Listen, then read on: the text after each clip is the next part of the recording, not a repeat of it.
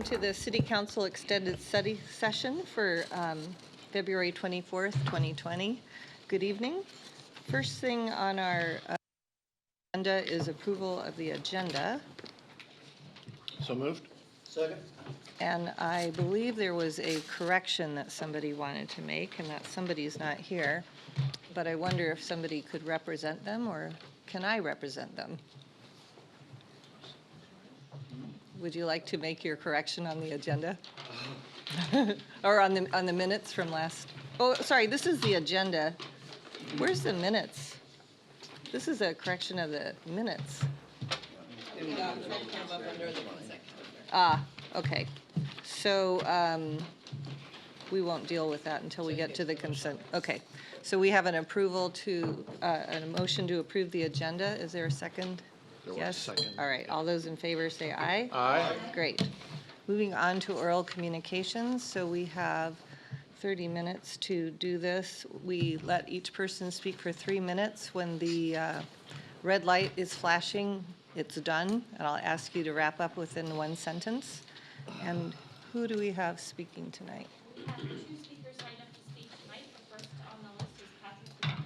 Okay, Patrick Foran. No. Excuse me. Patrick. Yeah, Detroit Patrick's. Well, good evening, How Mayor are you? Robinson, members of the council. I'm here tonight just with a brief note and comments about the economic development plan update, which you'll receive an update on a little bit later. And just really on behalf of the business community, a stakeholder organization, want to share my appreciation for the level of outreach, the depth of outreach that the team put into the effort, as well as the consultant.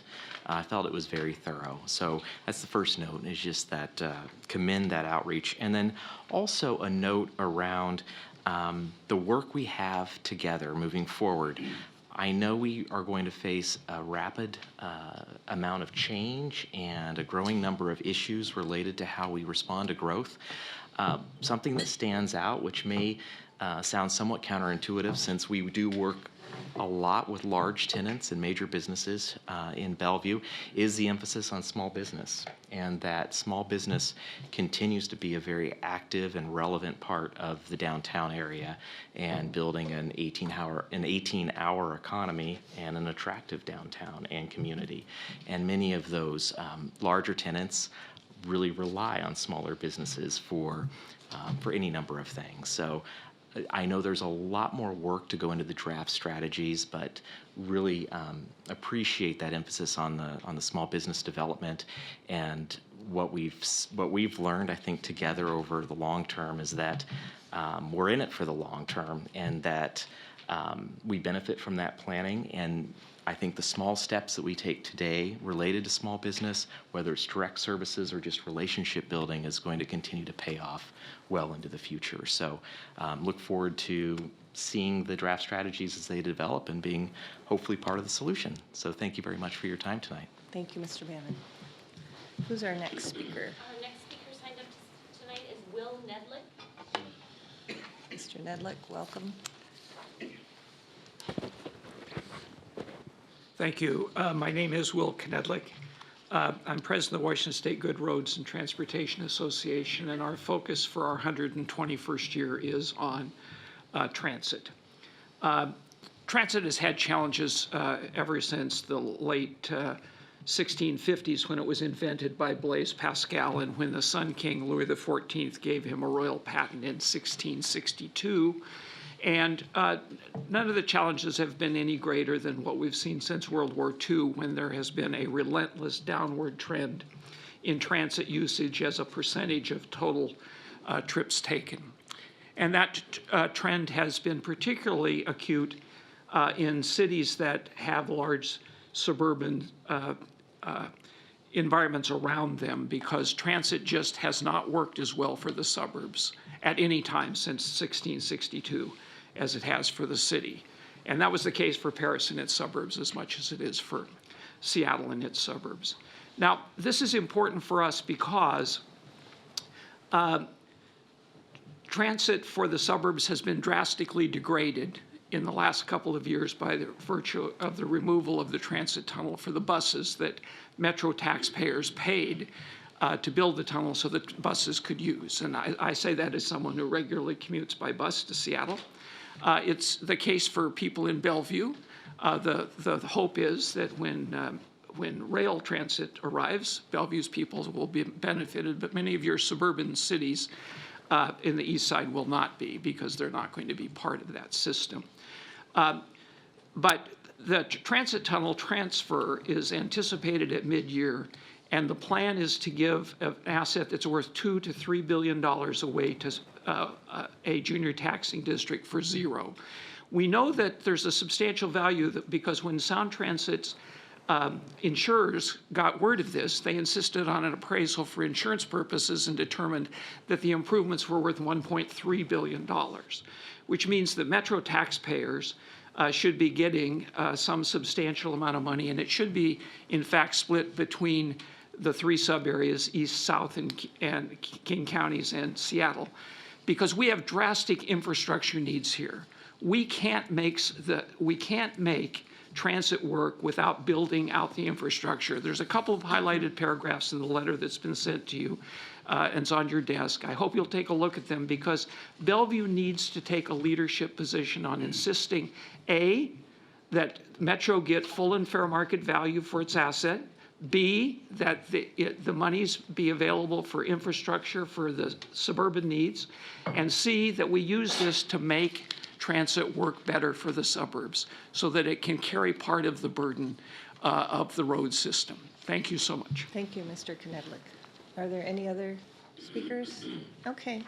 So on council business, I'd like to take a few minutes and recognize two notable events. First, I'd like to ask Councilmember Stokes to speak to the recent Day of Remembrance for Japanese Americans, which occurred on February 19th. And then I will ask Councilmember Zahn to speak regarding African American History Month. Okay, thank you, Mayor. On behalf of the council, I would like to take a moment to recognize February the 19th, last Wednesday, as the Japanese American Day of Remembrance. This day commemorates the incarceration of Japanese Americans during World War II. President Roosevelt signed Executive Order 9066 78 years ago on February 19th, 1942. Among those interned were 300 women, men, and children of Japanese ancestry who called Bellevue home. The United States government formally apologized for the internment policy in 1988 when President Ronald Reagan signed the Civil Liberties Act. It's important to take this opportunity and for us to reflect on this unfortunate time in our nation's history, especially with the number of people who live in Bellevue who were affected. It's also critical that we come together and reaffirm our commitment to protecting the civil rights of everyone in our community. Thank you.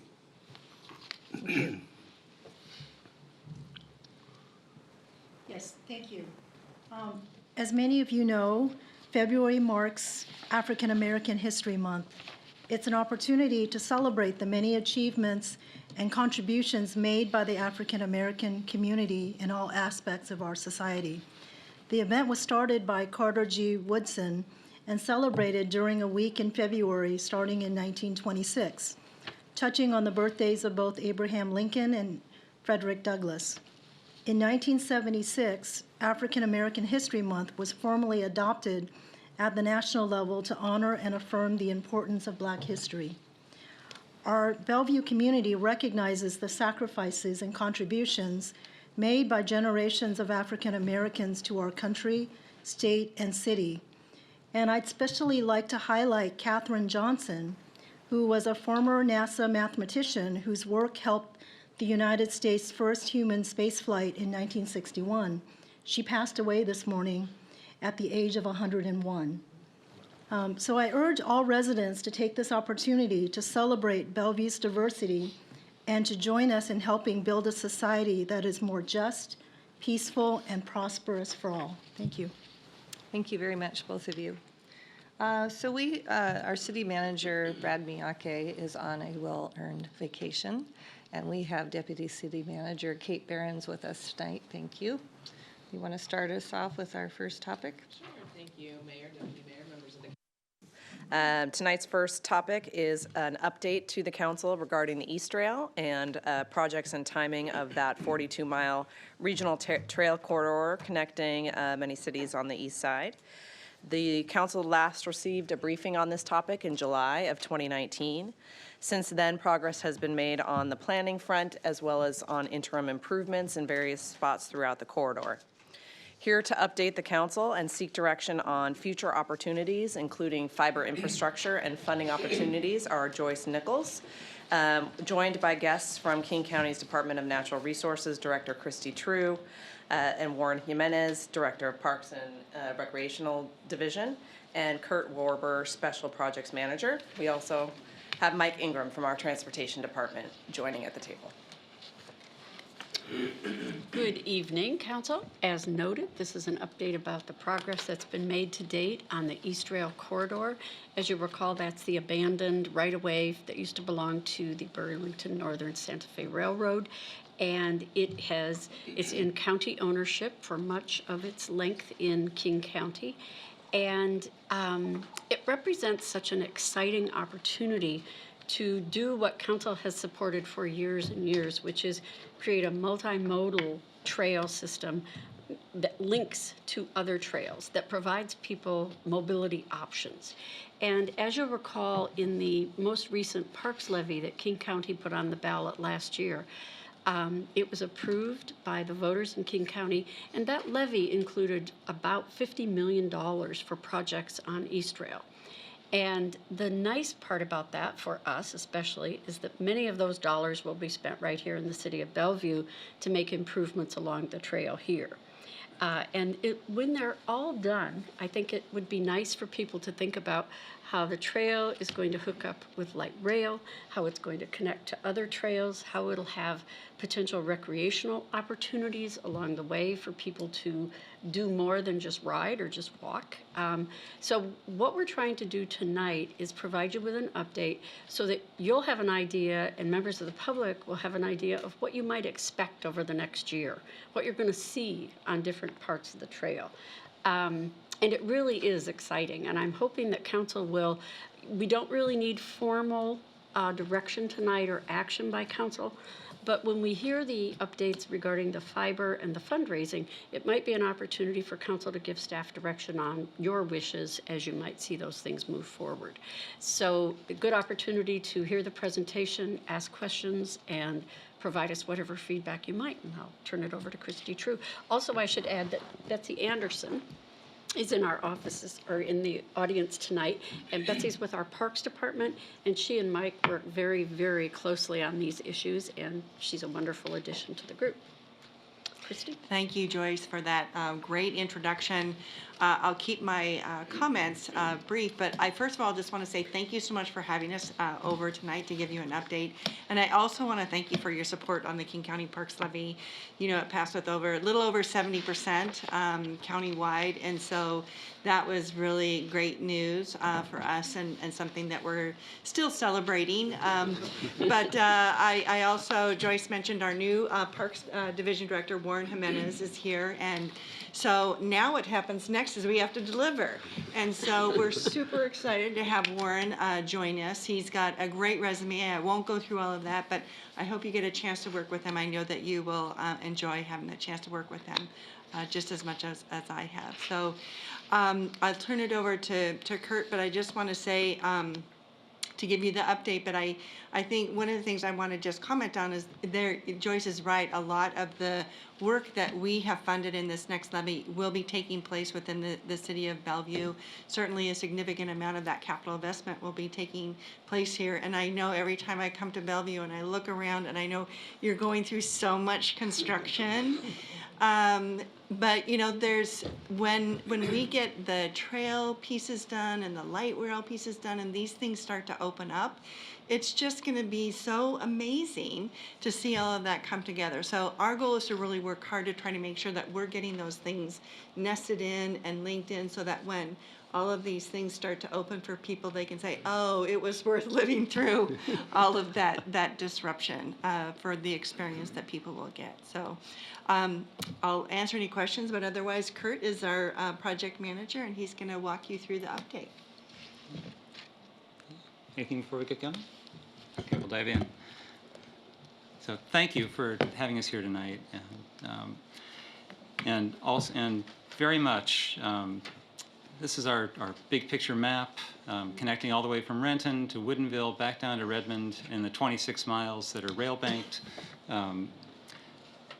The levee is going to allow us to make huge progress on this over the next 6 years, a lot of it in Bellevue, and we're really excited to keep going on it. And so thank you for your support and for the support we've seen. And just as the staff person on this project, I really appreciate Joyce mentioning how important Mike and Betsy and other staff people are in Bellevue. We collaborate very, very closely on staff level to keep this project moving and to keep coordinated, and we really appreciate the support they get to work with us so that we can really be a team in delivering this project. So, jumping right in, now that we have some funding secured between some funding that we've applied from the last levy towards East Trail and Bellevue, along with the current levy and some partner funding that we're bringing all together, there's a lot of progress that we're going to see in the next 5 or 6 years in Bellevue and getting this trail connected, open, and also getting some of those really iconic and important features of the trail built and delivered for it inside the city. Just as a brief overview on the schedule, we always get questions about when things are going to get ready, how it's going to connect. This is a good set of what we expect to see if our funding, if our current funding ideas about the next biennium and the future levy funding happen. So right now, and I'll go into these in more detail, but right now, construction is happening south of I-90 that's really going to improve the trail for folks on that side of the city. Most of that construction associated with 405 is in Bellevue on the south end and moving up to Coal Creek Parkway. In 2022, in anticipation of light rail opening, we should have the Northeast 8th Street crossing open and ready to go. And at the same time, Sound Transit should be finishing the trail that connects all the way from where we have our current trail up by 520, all the way down to Northeast 8th. So that we should have a long connected stretch that takes you over Northeast 8th, from Northeast 4th, all the way to Kirkland and through Kirkland and up. Following on with that, we expect that in 2024, if plans go well with the trestle, we'll have the trestle opened and be able to open the Wilburton Gap Bridge that's being constructed by WashDOT as part of their project and make that connection happen. So a lot of that segment through Bellevue will be complete and ready to go by 24, with some following pieces at the end of the levee down in 2026 for the SR 520 connector and the Southeast 32nd connector. We've had a lot of progress on projects now. We'll talk about some focus, as Joyce mentioned, on the ones that are really going to be starting up soon, that will be impacting us and that we'll also begin to see the benefits of. This is a photo of some construction we just finished down on the bridge that crosses Coal Creek Parkway, just south of I-90. We've also got I-405 design build happening, Northeast 8th overcrossing, and the trestle itself. It's not open to the public right now, but in preparation for the 405 project, we used funding from our prior levy to finish, to reconstruct the old trestle over Coal Creek, and also the bridge over Coal Creek Parkway down there, so that as WashDOT comes in to build the new trail, that they've got bridges to work from and connect to. This WashDOT project is one that you're going to start getting calls on very soon as it goes into that phase of construction when folks want to get the attention of their elected officials.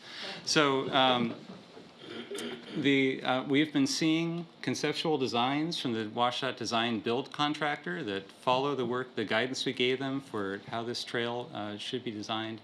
And we're really happy with the way that the design builder is putting it together. We think it's going to be a trail that meets the expectations and the vision that we're hoping for down south of I-90, that is a good neighbor to the folks, especially on the lakeside, who are kind of in that narrow strip between 405, the trail. You know, there's some tough issues down there. The trail design has a lot to do with how their quality of life will be for a long time.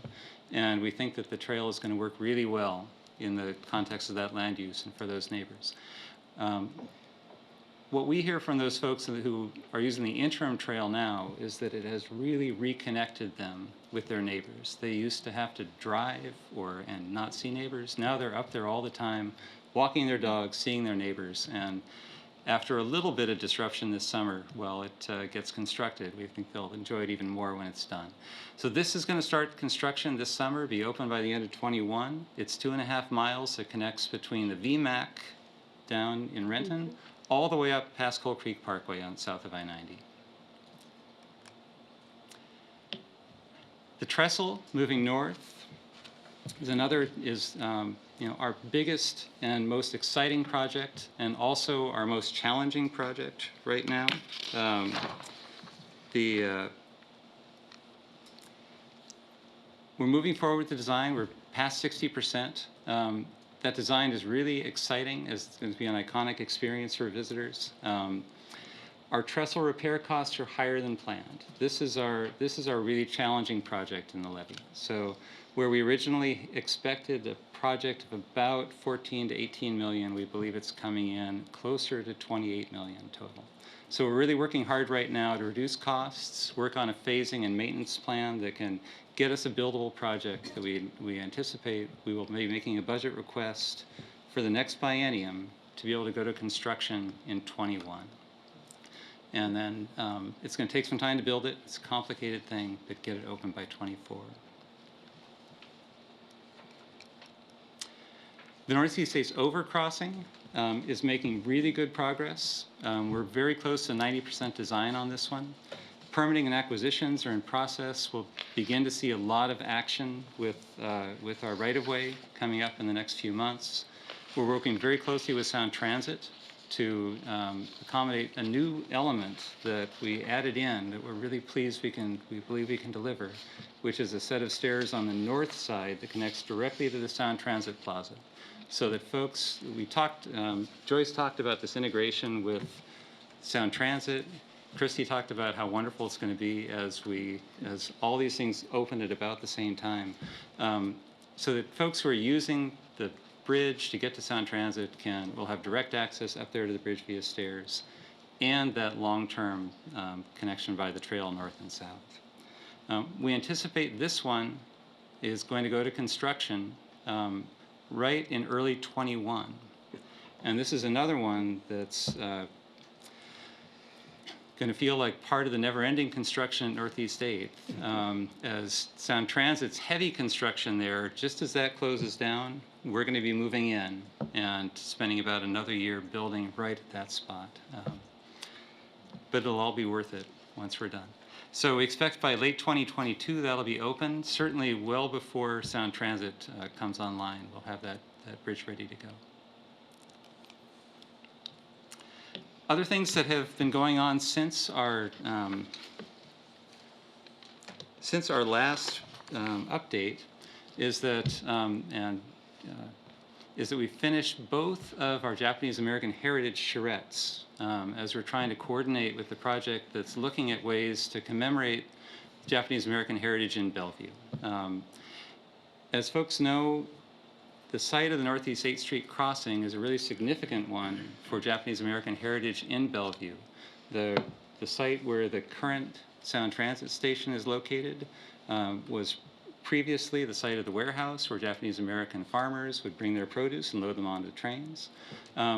We had some really good energy and great outcomes from this process.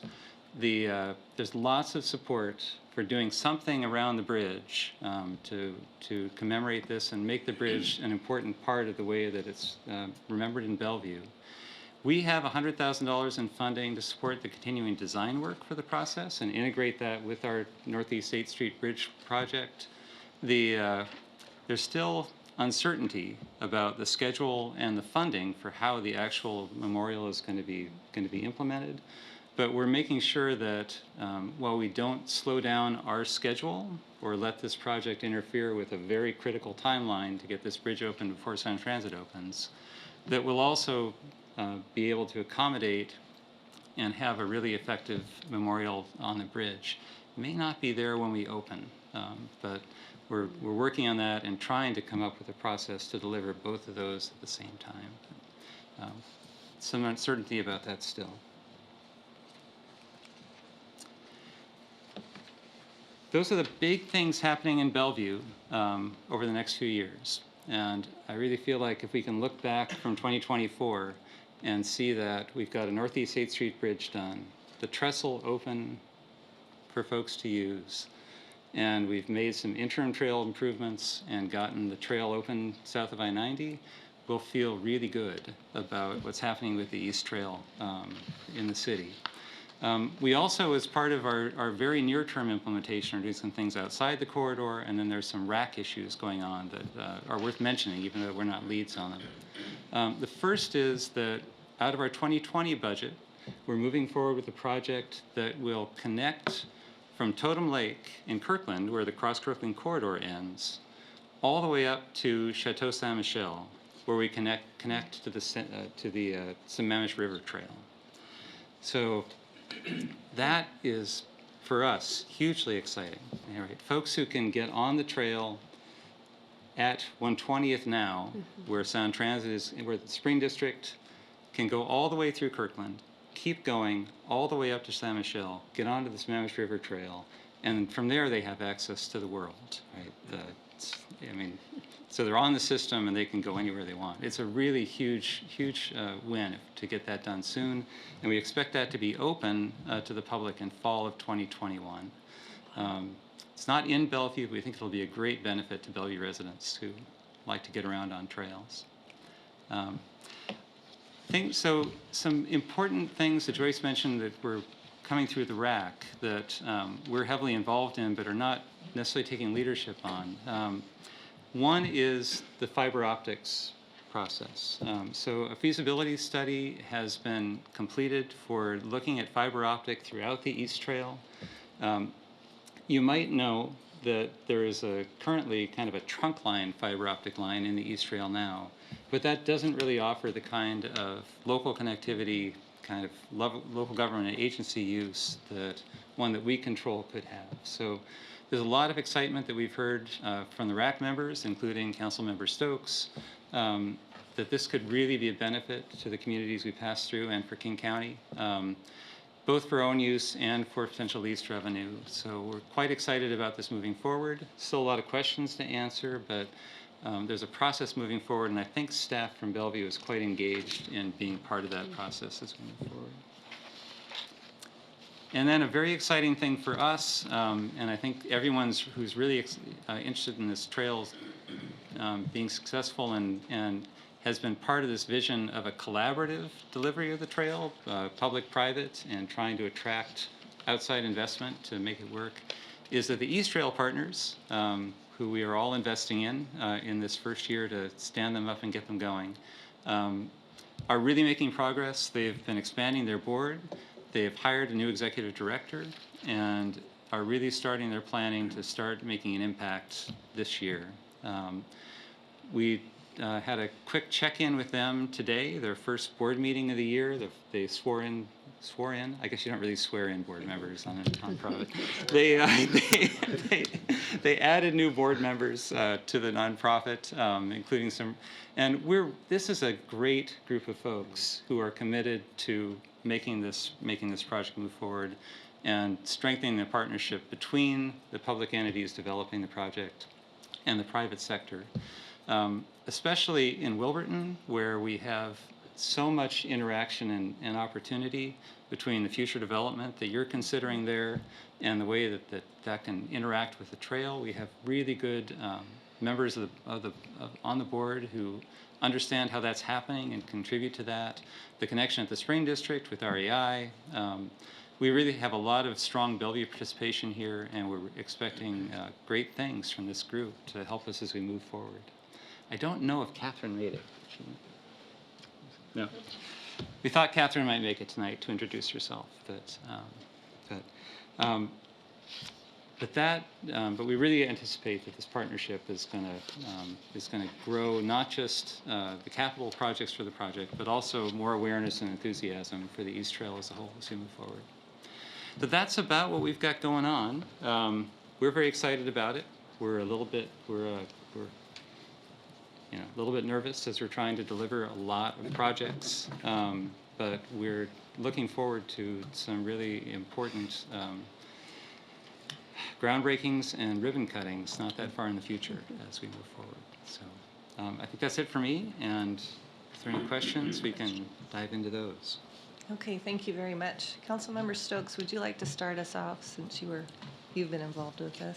Sure. Do I have 30 minutes? No. You have 3. All right. No, this is really exciting. It's just amazing where we've come. And one thing I want to say right at the beginning, if I turn my mic on to help, is that this has been I think, an extraordinary collaborative effort. The cities, the county, individuals, REI, other groups, and a lot of these people on the board.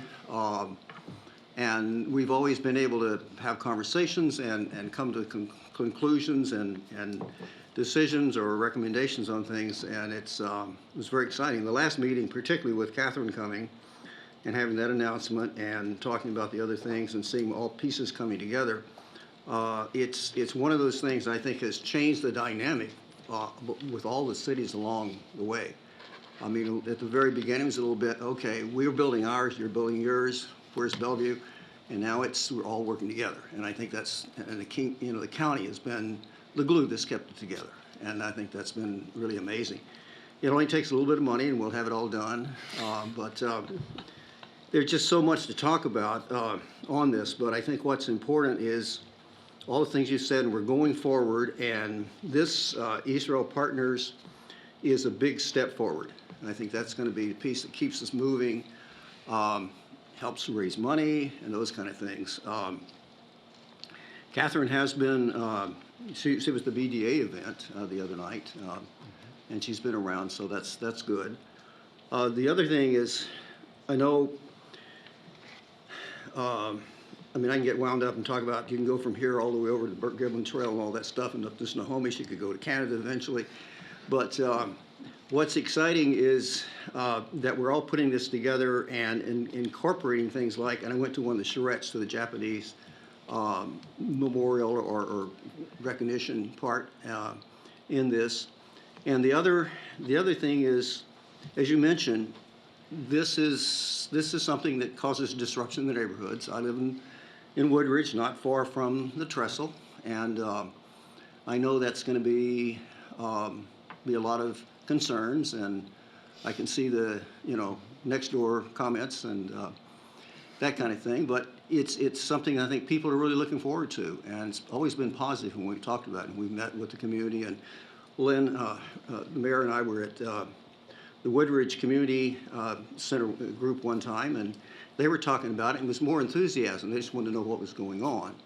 But I think it's just something that's going to really make a huge difference in this. And it's coming at a time, what I think is exciting is we're doing this and at the same time we're building big buildings.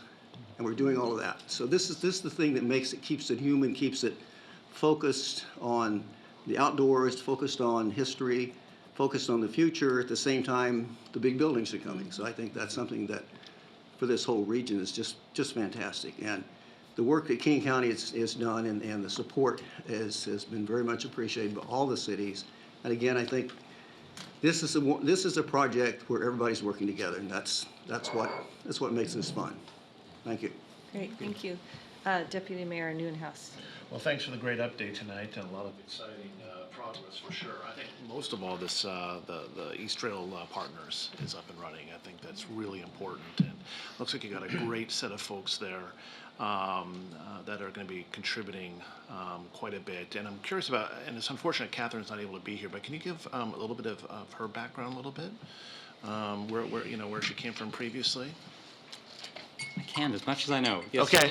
Yes, Catherine has a long history of working with NGOs, previously at the Mountaineers, where she Oh, was okay. she was part of their public policy staff, Gotcha. and did a lot of their governmental relations work. Oh, And okay, great. she's really she's engaged. She's really bright, and is really excited to be kind of on the ground floor of a new organization to help build it and shape it. And I think she's really, really chomping to go. And Terrific. I expect great things. Terrific. Sounds like the right hire. I just want to ask a couple of questions about the trestle as well, because in the packet it said we would require about 14 million to complete the project. If that's still accurate from what's in the packet here, so I'm wondering. I know that there's the request there for the money, for the additional money to complete that project. So where's that money gonna, or how are you gonna get that money, or where that money gonna come? Where are you gonna make that request? And then also, I was just curious about what is causing some of the cost overruns for the trestle, because you had it considerably lower at first, and it sounds like you were surprised maybe once you start digging in a little bit. We did. So Yeah. I think that I wouldn't call them overruns at this point. Well, I true. think, yeah, I think Wrong what we had verbiage. is that we had a very early number. Yeah. And I think, not surprisingly, you can't look around to the other 30 trestles that have been done in the state recently and get a good, accurate cost number. So I think that our initial planning level cost estimate that we originally had, that we were basing a lot of those initial costs on, was just incorrect. And as we dove into the actual design process, we found that it was low. And I think a normal part of the design process is a little bit of reluctance from your consultants also to let you know the full extent of the bad news. So, it took a while to really get an accurate sense of what we thought this project was. Yeah. And so now I think we're feeling confident that it's not an issue where prices are continually rising, but now that we have an accurate number and we have pretty good confidence about where we're going with it. Good.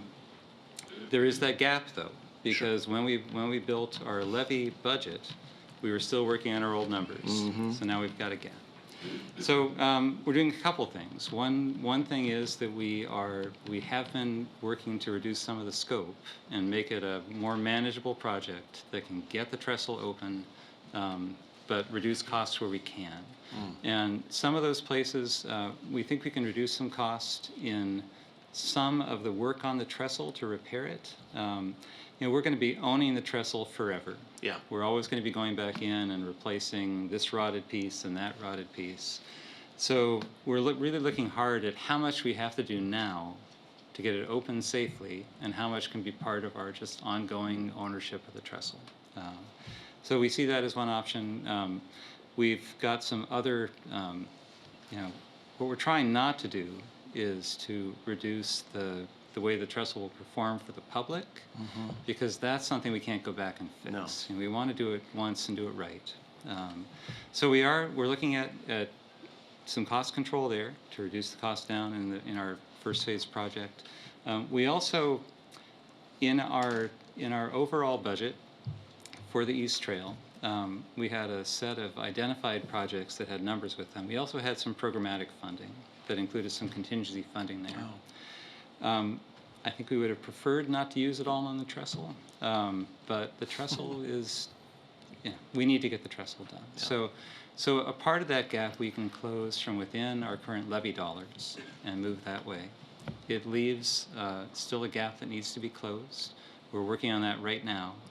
We hope that the partners can help with closing that gap also, and we're in the process, as you are, of trying to shape the next biennial budget, and but we feel like we can get a request into that budget that will give us confidence to keep moving forwards towards a bid date, even though we might still have a gap that we need to close. Right. All right. Thank you for that explanation. And I share your enthusiasm about connecting the trail from the Spring District to the Sammamish River Trail, and that's going to be great. And I do think there'll be a lot of Bellevue residents like myself that'll be using that. So, thank you again.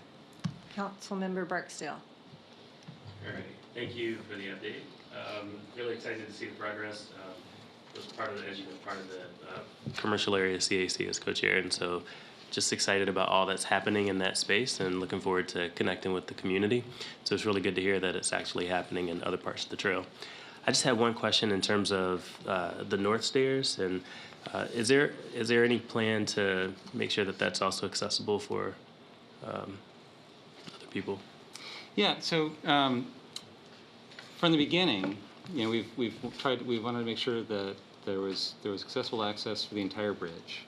So the way that Wilburton Station is designed, you have kind of equal access to the upper platform from both ends of the station. So both the north and south end of the station has elevator access. So it still takes longer to get down the ramp, right? So our bridge is pretty high, so you still have to move down the ramp. But once you're down the ramp, it's just you get very easy access into that north end of the station and access up onto the platform. So we think they're comparable experiences. It's still quicker if you can pop down the stairs, but we couldn't have gotten a ramp in any more quickly to the station than the way we're doing it. So we really focused on providing that kind of comparable access, even though it's at a different location of the station. Okay, all right, thank you. Councilmember Lee. Thank you. It's a great project to turn, useless in a way, not unused, trail into something that's going to, connect all the way from Renton to Woodinville. Hopefully for people, bicycle, everything that can help infuse vitality and activity along the way. I think that's a great addition. It'd be a great addition. I just wanted to ask a couple of questions. One is, you mentioned about the increase in the trestle funding. It's a substantial increase, $14 million. Yes. You have no problem with getting additional funding to do that? It should be. I wouldn't characterize it like that. I mean, it sounds like, Yeah. That's Christy, something what do you if it is, we need to know so that we can all be thinking about helping Yes. you out. Yeah. That's Yeah. the reason I'm asking. Yeah. It's not change. It's not just a dollar here, dollar two. It's a $14 million. It's a lot of money. I hope it doesn't have any effect on the county's funding. That's all. Yeah. I mean, I think that what I would say at this point in time, we're very committed to getting it done. Okay. It's a critical part of the trail, and so we're looking at a lot of different ways that we can fill that gap. But the other thing is, I do want to recognize Bellevue has made a commitment to help with the funding. And so we may be back talking to you again, I don't know, but also Kaiser Permanente made a contribution as well. And so we got some money from the state, but not as much as we originally anticipated. You, Councilmember Stokes, you might remember the governor was committing to get $5, we got $2.5 million. So there's a lot of places that we think that we can seek some assistance, but the other thing that, if we put all of our resources into the Wilburton Trestle, it's possible that there's some other things that we won't be able to do that may not attract as much attention, and so there may be some opportunities for us to think about. Some partners may be very interested in thinking about how they can help to contribute to the Wilburton Trestle in some way. So we want to take advantage of how iconic it is to really reach out to people and say, this would be a really good place to help. So we're going to have a bunch of those conversations coming up, but I don't want to leave here with you thinking that we won't do everything we possibly can to get this up and running, because we're very committed to it. I just want to get some assurance that this has high priority, so that you're not going to say, well, we do something else and it's going to take a back seat. So I'm glad to hear this. Okay. Last question is, you mentioned the Japanese American Heritage Project. It's going to slow down a little bit or have some challenges. Whatever that is, I don't know whether you can talk about it now. If you don't, I think I'm just proposing that we do have a great Japanese American population here and tradition, heritage, and if the city can do anything to help, we'd be happy to. If you let us know, we can That would be great. If we know the detail, if we can help you. That's it. Absolutely, thank you. Yeah, and we're coordinating closely with city staff on that process also. They have a really good insight into how that's coming together. Well, if you don't need us to help, we don't need to hear it. No, If they'll let do, you then know. let us The, know. that's why that's all I'm offering. Yeah. I mean, the way that this, We can have to right do now, that project has essentially been a little bit of a freestanding project. It's not a county project, it's not a city project. There's a group of very committed citizens mostly who Well, have been that's something looking that forward. would be good for us to know, because I would like to make this as a committed city project, if possible. At least it's my personal Yeah. commitment. I don't know the rest. That sounds great, and I believe you. that, the city was actually the primary sponsor for those charrettes. And Okay, so good. the city's been really contributing to make it So move we forward. like to, know that we are committed, or some of us are, so we can help. Thank you. Councilmember Robertson. Yeah, I think the whole council's very committed to this. I'm just tickled to have you guys here. I know it's another night meeting for you all, but to roll this out and to see how quickly, relatively, that all of these projects should be delivered. I mean, the schedule is people may think 6 years to the is a long time, but it's really not. I mean, in the terms of government capital, so projects. So I have a bunch of little questions, and I'll ask a few of them, and the rest I can email to our staff. So, does the trail project include any access improvements to, for example, through Wilburton, if there's any ways to access the trail, or in neighborhoods south, between Bellevue and Renton? Are there any improvements that you'll be doing as part of that to get people to the trail?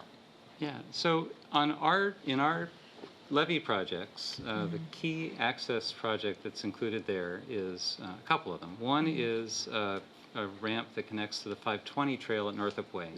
And that one's been pushed to 26, right? That one potentially, too bad. well, yeah, it's likely to be a later phase project. Unless partnership funding shows up. Well, that's what hopefully.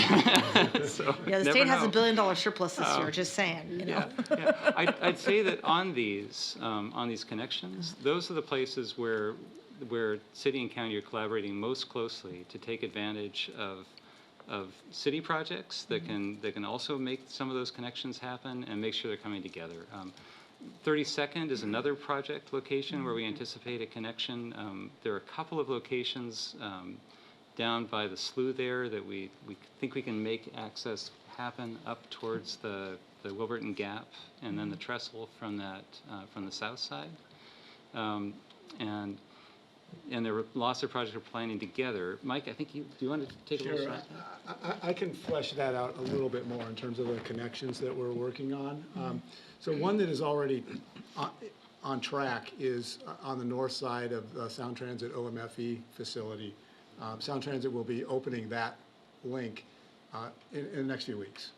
So there's been a link on the south side of the OMFE, and that's been a temporary location. And they'll be moving it up to the north side. So that will give access to and from the Spring District. So that one is already on track. We are working on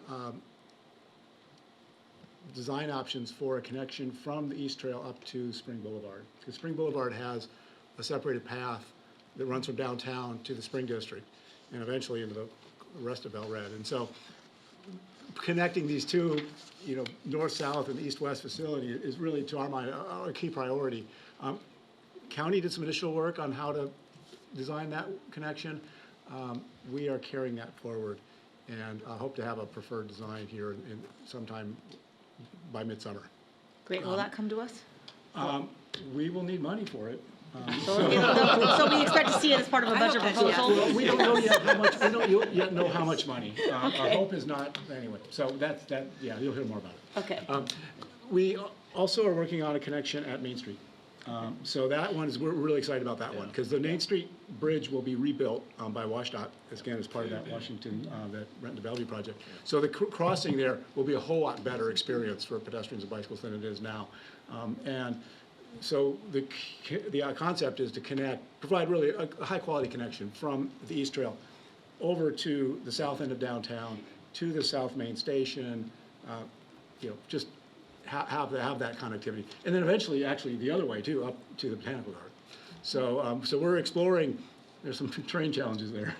And trying to make it work in ADA terms is its own special challenge that we're working on. But that's another connection that we're looking at intensively.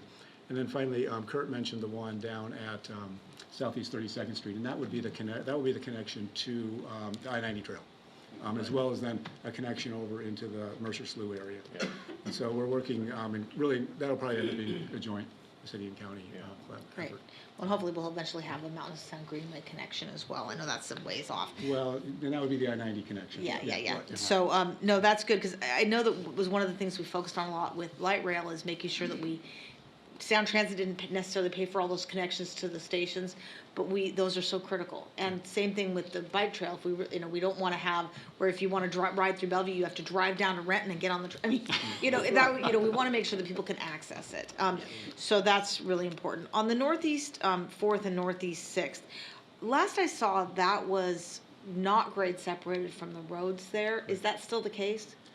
That is the case. Okay. Now, I think the design is such that the 4th Street crossing could eventually be grade separated if that were determined to be the preference. But for the interim condition, or going forward in the foreseeable future, it will be at grade. So that's what's under construction right now by the developer of the adjacent property. Well, it'd be good if eventually we could grade separate those, because I think that's a pretty major thoroughfare, and for the safety and comfort of all, it'd be good to separate that. Okay, I'm just gonna ask one of my last questions. Let me figure out which one I wanna ask. I guess my final question is, you had a picture of the Lake Lanes configuration down south, and there were fences along it. I know that some other trails in other jurisdictions nearby have bifurcated people's property, and the property owners were upset by that, especially if there was a fence put up where they have to go through a fence to get from the front of their property to the back of their property. Do we have any properties that are in that configuration on this alignment? I can't tell you how happy I am to say no. I can't tell you how happy I am to hear you say no. Okay, that's good. And also, the only places we'll have fences are where we have a steep slope adjacent to they're only there for safety. So we anticipate that it won't look like that for much of its run. It's going to have fencing. It is going to be less prevalent. And you can probably do some of the nice softened separations where people can tell the difference between public and private with landscaping, I would assume. Yes. And down there, I feel like the geography down there really works well, actually, in terms of keeping the public and private, keeping clarity there. So, yes. Actually, we're ahead of schedule. One more question. Okay. The public art. I love the public art on the overcrossing of Northeast 8th. And the older I get, the more I appreciate public art as components of public works projects for cities and counties and such. Is there going to be any other public art along this corridor in the Bellevue portion?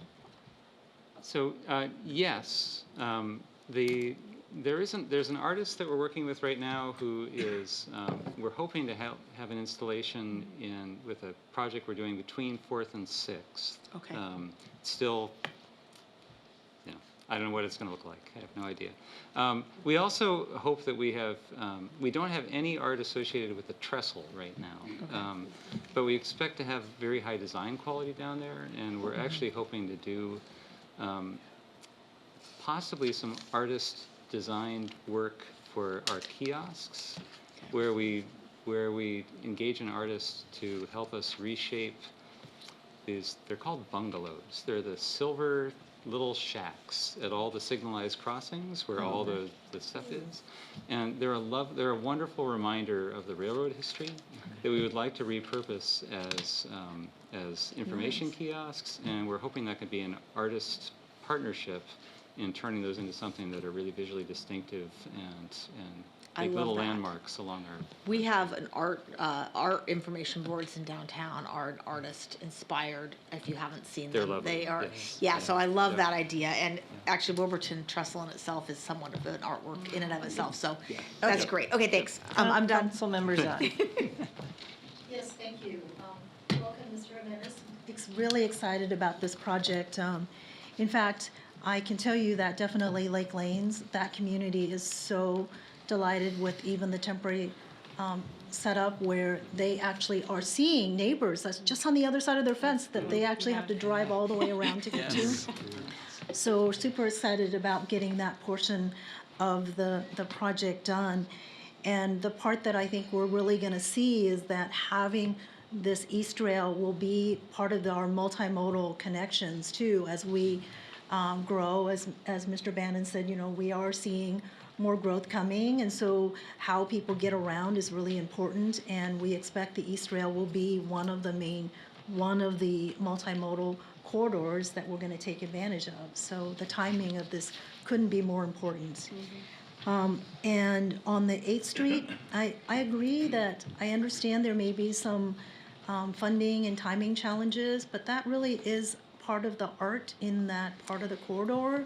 So if there's a way to find partners or support that effort so that it can move along concurrent with this work instead of it being something that is a straggler after the fact, because when I think about the preliminary kind of charrettes, it matters having actually some of those connections designed as part of the bridge instead of coming back later and trying to design in structural connections can be challenging.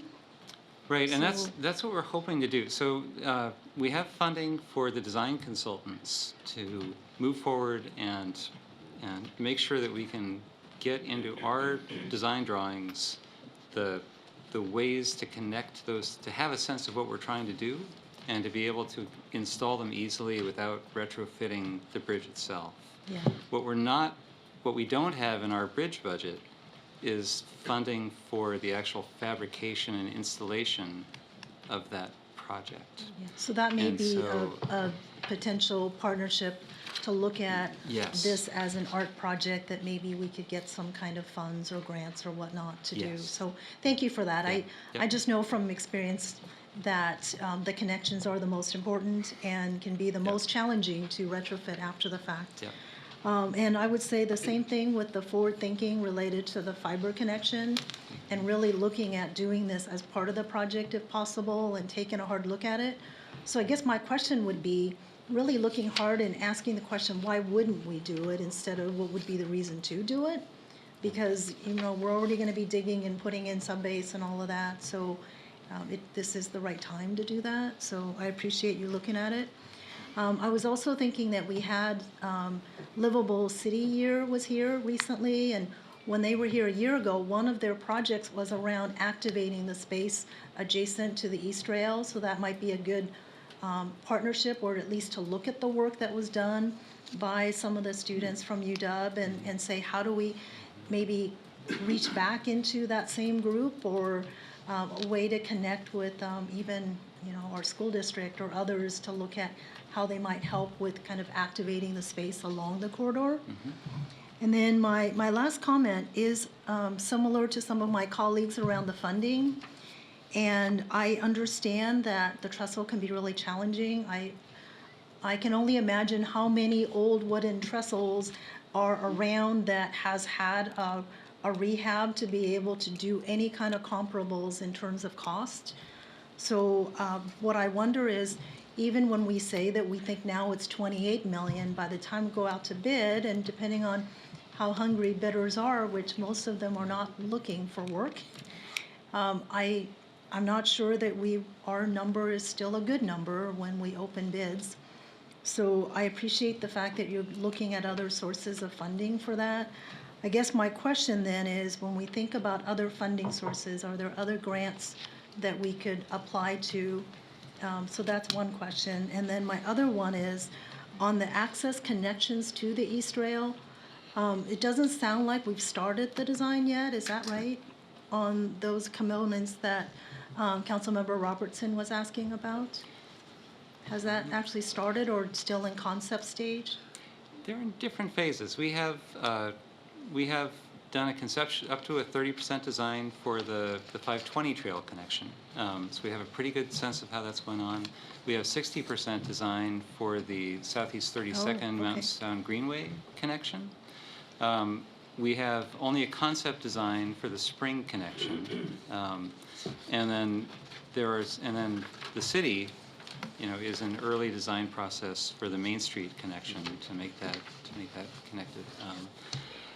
So I guess we're the- moving forward. So I guess the reason I'm asking is because I wonder if the county should actually take a look at some of these connections that have not gone through very much design and really think about perhaps alternative delivery as a delivery method where you can actually bring in a contractor like GCCM and work together on the concepts and the design before you get to the point where you're opening envelopes and everybody gulps because we can't afford it. So I would just strongly encourage the county to at least look at that as a potential option, because I think that these trail connections could be a heavy civil GCCM where you can negotiate half of the cost with the successful proposer and be able to work hand in hand on value engineering before you actually get to bids. So, Yeah. thank you. Yeah, thank you.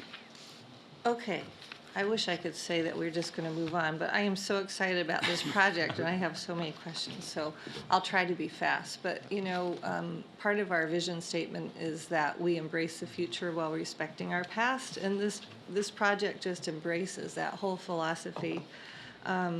I'm very excited about it, and I want to know how we can speed it up. So I'm wondering, can we do some crowdfunding or something and hope that Facebook and REI make a couple of $1 million contributions to that? That sounds wonderful. Okay, I'll set it up. So anyway, I'm very interested in any way that we can speed up this process. You talk about, in our packet, it talks about in Wilburton having 100-foot wide rail beds where we only need like 20 feet or something. I would dearly love to see a place for food trucks to pull up along the rail corridor so that people can stop and enjoy that. So that's a thought. I'm very interested in the fiber network. Would that be a revenue generating thing for the city? So at this point in time, the owners of the trail would probably be the project proponents. And so at this point in time, they would be the ones that would be collecting any revenue that would be associated with leasing that fiber, unless there were other people who participated in the financing, for example, of the installation of the fiber. But those are things that we're exploring. How that would work. And one of the things right now is we don't really have hard data that would tell us when we could get a return on that investment and how much potential revenue there might be.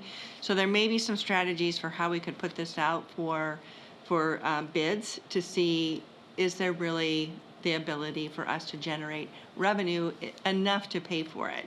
Or would the public agencies need to supplement it in some way? So those are things that we actually need to make some decisions around pretty quickly. Because if we're going to put this portion of the hardware in with the construction, we're going to have to know pretty soon, or it's going to be harder to do it later. Yeah. The city's IT department has been very closely coordinating with the feasibility planning consultants in terms of looking at how the city's needs could be met and how the city might take advantage of this. And in their cost model, avoided costs for public entities who might partner in the installation are a big part of the return. So in addition to revenue, for a city where Bellevue would have a lot of fiber running through it, it might be that the city can also see significant savings by using that fiber rather than leasing fiber from a private provider. Great. Well, thank you for the presentation, for answering all our questions. Yeah, you're welcome. Very exciting. Thank you. Yeah. Thank you for We'll see having you us. at the Wilburton groundbreaking, right? Yes, absolutely. April, probably. Yeah. Good. So, Joyce, are you going to give us a regional issues update? I'm going to just quickly tell you in words of one syllable what's happening at the state legislature and defer discussion of particular items to another day. I feel like Cinderella. My time is almost expired for my items tonight. Last week, the legislature kind of zoomed right past the midway point. The session ends on March 12th, and last week was the deadline for House bills to get out of the House and Senate bills to get out of the Senate. And as a result of that deadline passing, a lot of bills died, both good bills and bad bills, which always happens. What happens now is the process reverses itself. And the legislature is now holding committee hearings this week and probably a little bit of next, because Friday of this week is the cutoff deadline for bills to get out of the opposite house in the policy committees. And then coming up really quickly after that, on March 2nd, is the deadline for bills from the opposite house to get out of the fiscal and transportation committees. And then it is the home stretch. They will be on the floor taking action on bills between that March 2nd cutoff and the end of the session on the 12th. And both chambers are releasing or have released their budgets. They have proposed budgets that are supplemental to the budget passed in the beginning of the biennium last year. So we have operating, transportation, and capital budgets out there. Staff is going over those to find out what money might be, hidden away or very prominently featured for city priorities. And we'll get back with you on what those are, because the budgets are kind of dribbling out at this point. Last week, the whole budget picture was slightly complicated by the revenue forecast. The state ended up with an estimated $600 and some odd million that it was not anticipating in the last revenue forecast. So it's going to be a nice wait and see time to see what were the priorities that each of the chambers could not put in their budgets, and how are they going to address that. One of the big things that happened with the Senate capital budget, in its proposal, they did not fund very many of the projects that were requested by individual members, say for projects in their cities, things like our request for the Brattle Trails Park. But they did propose to put a lot of money, several $1 million, in funding for housing, affordable housing and homelessness, because those two topics have really become the two centerpieces of the legislative session. So that happened. Don't know what yet is in the House version of that, but the time between when those budgets come out and the end of the session, they will just be negotiating and horse trading and working on each chamber's priorities. And once those budgets are decided, it's go home time. So we're anticipating the session will end on time on March 12th. And many of the bills are now being called something, used to be called necessary to implement the budget. So your bill didn't have to meet the cutoffs. Well, now they have a category that's a little bit new, and it's called not subject to cutoffs. So it isn't really a budget bill, but it's kind of a dollar bill. So many of the bills we care about down there and are following are works in progress, and they are going to be alive till the end of the session. So what we'll have to do is just keep you apprised kind of on a every other day basis about what's going on down there. And this is the point in the session where many, many, many good bills go to die. And sometimes you never know what happened to render your bill useless. Bills that we perceive as contrary to city interests, bills that preempt your authority at the local level, we are working on those to try to negate the bad impacts that might accrue to the city from those. And we're working to either get a grandfather clause in that would say, if your city has existing legislation or codes or ordinances on these topics, then you are grandfathered in and are not at the moment subject to this legislation. So that's the kind of work that's going on now. It's sort of face-to-face meetings with each legislator to say, here's a way we might need your help amending these bills. So I think it'll be kind of a wild ride between now and March 12th to see, number one, how they might be proposing to spend that extra money that is for the operating budget. Capital budget is very constrained, and the transportation budget is like zero. they are spending all their time trying to figure out what's the proper response to fill the gap that was created by the passage of Initiative 976. And the jury and the judge are all still out on whether that is going to go into effect, whether the stay and the injunction will remain. But if those chickens come home to roost, there's a very serious problem in the transportation budget funding even a minimal amount for a statewide transportation package next year.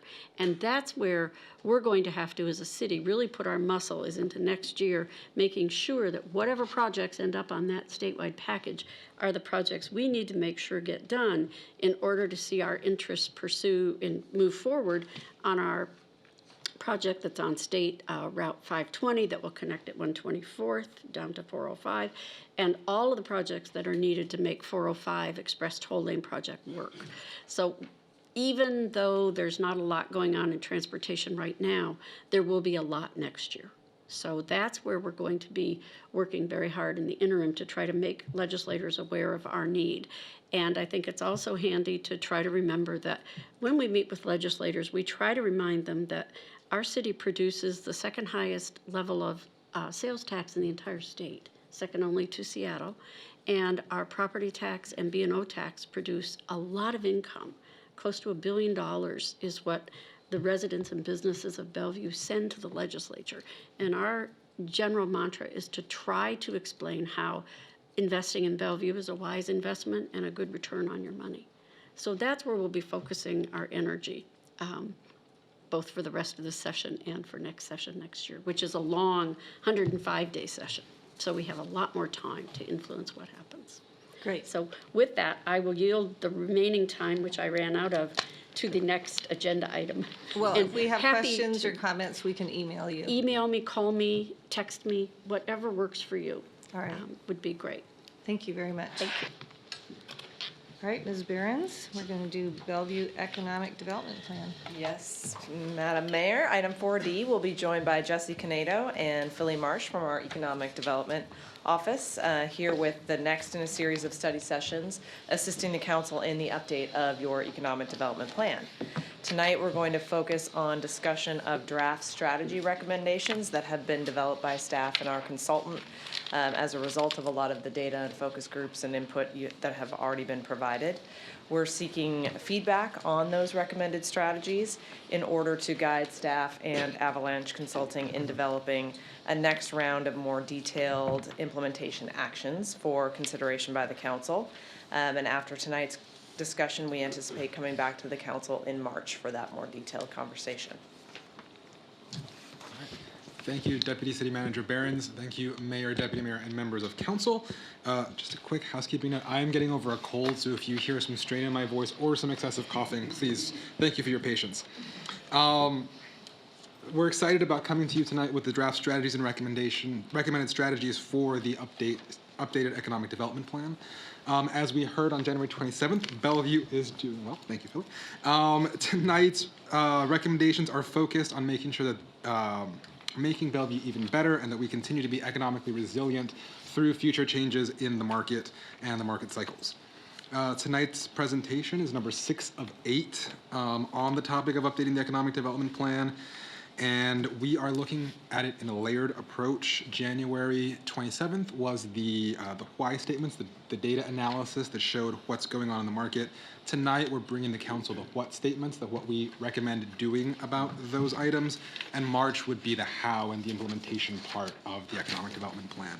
So that's why tonight's items may not be as detailed as the council is expecting, but it's because we want to do that layered approach. So we invest our time and resources appropriately.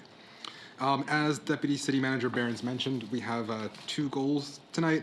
One is to begin getting the council's feedback on these high-level strategies, and the other is hopefully to get council's direction to begin drafting the implementation tactics and return for a discussion on those in March. There is a lot of content to discuss tonight, and we don't expect to get all of that feedback in one sitting, if that is a concern for council members. So we will be doing a couple of things tonight. One, we're emphasizing tonight is the beginning of this discussion. We and the consultants will be available for briefings and further discussion to answer questions over the next couple of weeks leading up to the March presentation. And tonight, we will be stopping after every 2 topic areas to get feedback to make sure that you have time to provide your comments and ask your questions. And tonight's feedback will help staff build the recommendations and prioritization sequencing for the plan that we bring in March.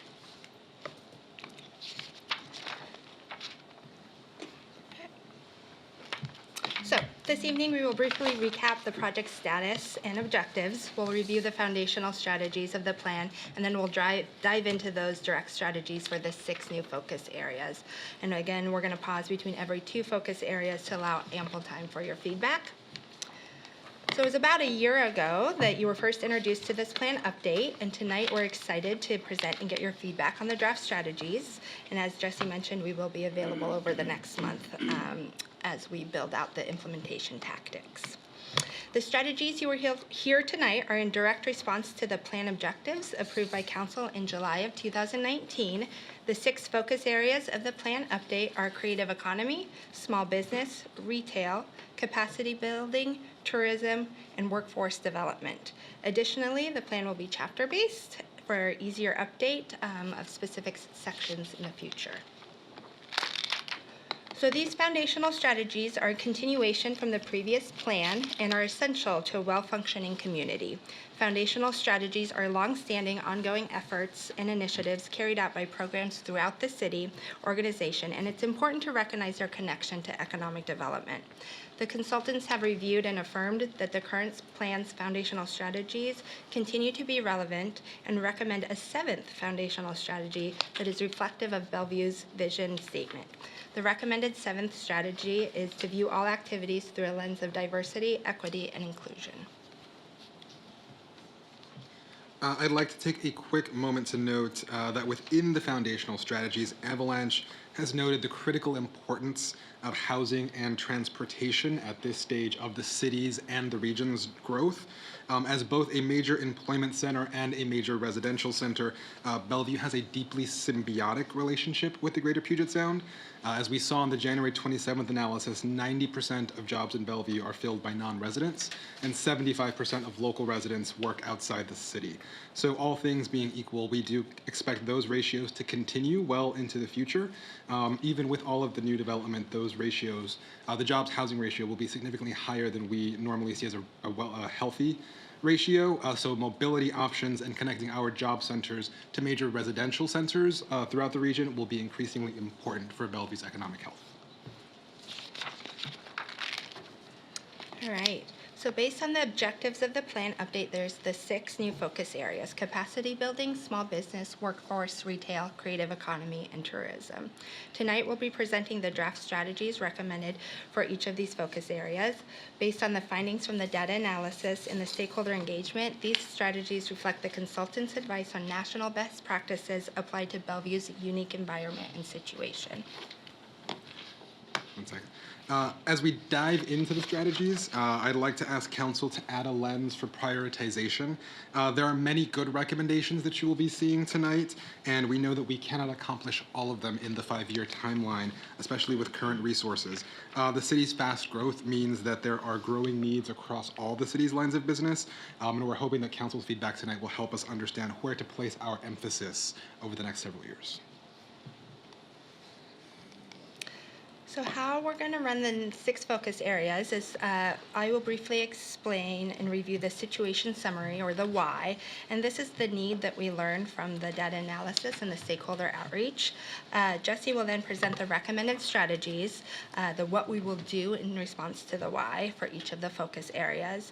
And again, we're going to pause so we get ample time for your feedback. And these strategies that you will see tonight are still overarching because we're looking to make sure that we're headed in the right direction before we flesh out all the tactics underneath each one of them. Okay, ready to dive in. So we're going to start with capacity building, and capacity building is a theme we saw run through all of the focus areas. But as we know, Bellevue is increasingly recognized as a great place to do business. The city has the opportunity to expand partnerships with local businesses, nonprofits, and others to achieve shared goals, as well as leverage the expertise, advocacy, technical support, and investments to build and implement some of our community's more aspirational visions and visions and aspirations. Through the outreach, we did discover that the city can serve as an important role as a convener that brings together different groups to understand the needs and concerns, and then together identify shared goals and actions. So the capacity building recommendations are all about partnerships, and we could not have picked a better group to go after than the East Rail presentation, which was a great example of a public-private partnership. And as Philly mentioned, one of the most critical roles the city plays in these recommendations is the role of convener. From stakeholder feedback, it was very clear that there is opportunity for the city and our partners, like the Chamber and the BDA, to do more of the convening around those issues of critical importance to the city and the region. With the Chamber and the BDA and others, we can put together more tactical public-private teams to address issues and hopefully develop more timely action plans for those areas of critical importance for the city. That can also apply to a range of topics from enabling the Grand Connection to improving workforce connections for our residents. This work will also allow us to analyze what is best housed inside the city and what is best housed with some of our partner organizations. For example, fundraising, which might be needed for some of these critical infrastructure projects or service delivery methods. Our private partners may be better equipped to do that type of fundraising than the city is. Into small business. So we know that a strong economy needs a diversity of businesses from a variety of industries and in a variety of sizes, from retailers, mom and pop shops, tech entrepreneurs, and B2B or service operators. Affordability, availability of space, and workforce remain the top concerns for many of our small businesses in Bellevue. And while Bellevue and the East Side are home to a variety of great small business support organizations, we discovered that businesses are not always aware of all of the resources available, and there's also opportunities to expand access and outreach that support a more diverse small business ownership, including immigrants and non-English speakers.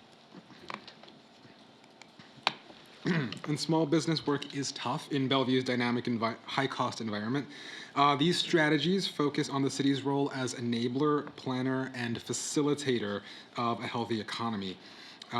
This category includes a full spectrum of small businesses, everything from the Main Street dry cleaner to the 10-person law firm to the home-based consultant. So we do talk about the full spectrum of small business, not just small retail. Strategies 1 and 2 would recommend expanding the city's BRE program to ensure we're providing timely technical assistance and training opportunities that fit the needs of our small businesses.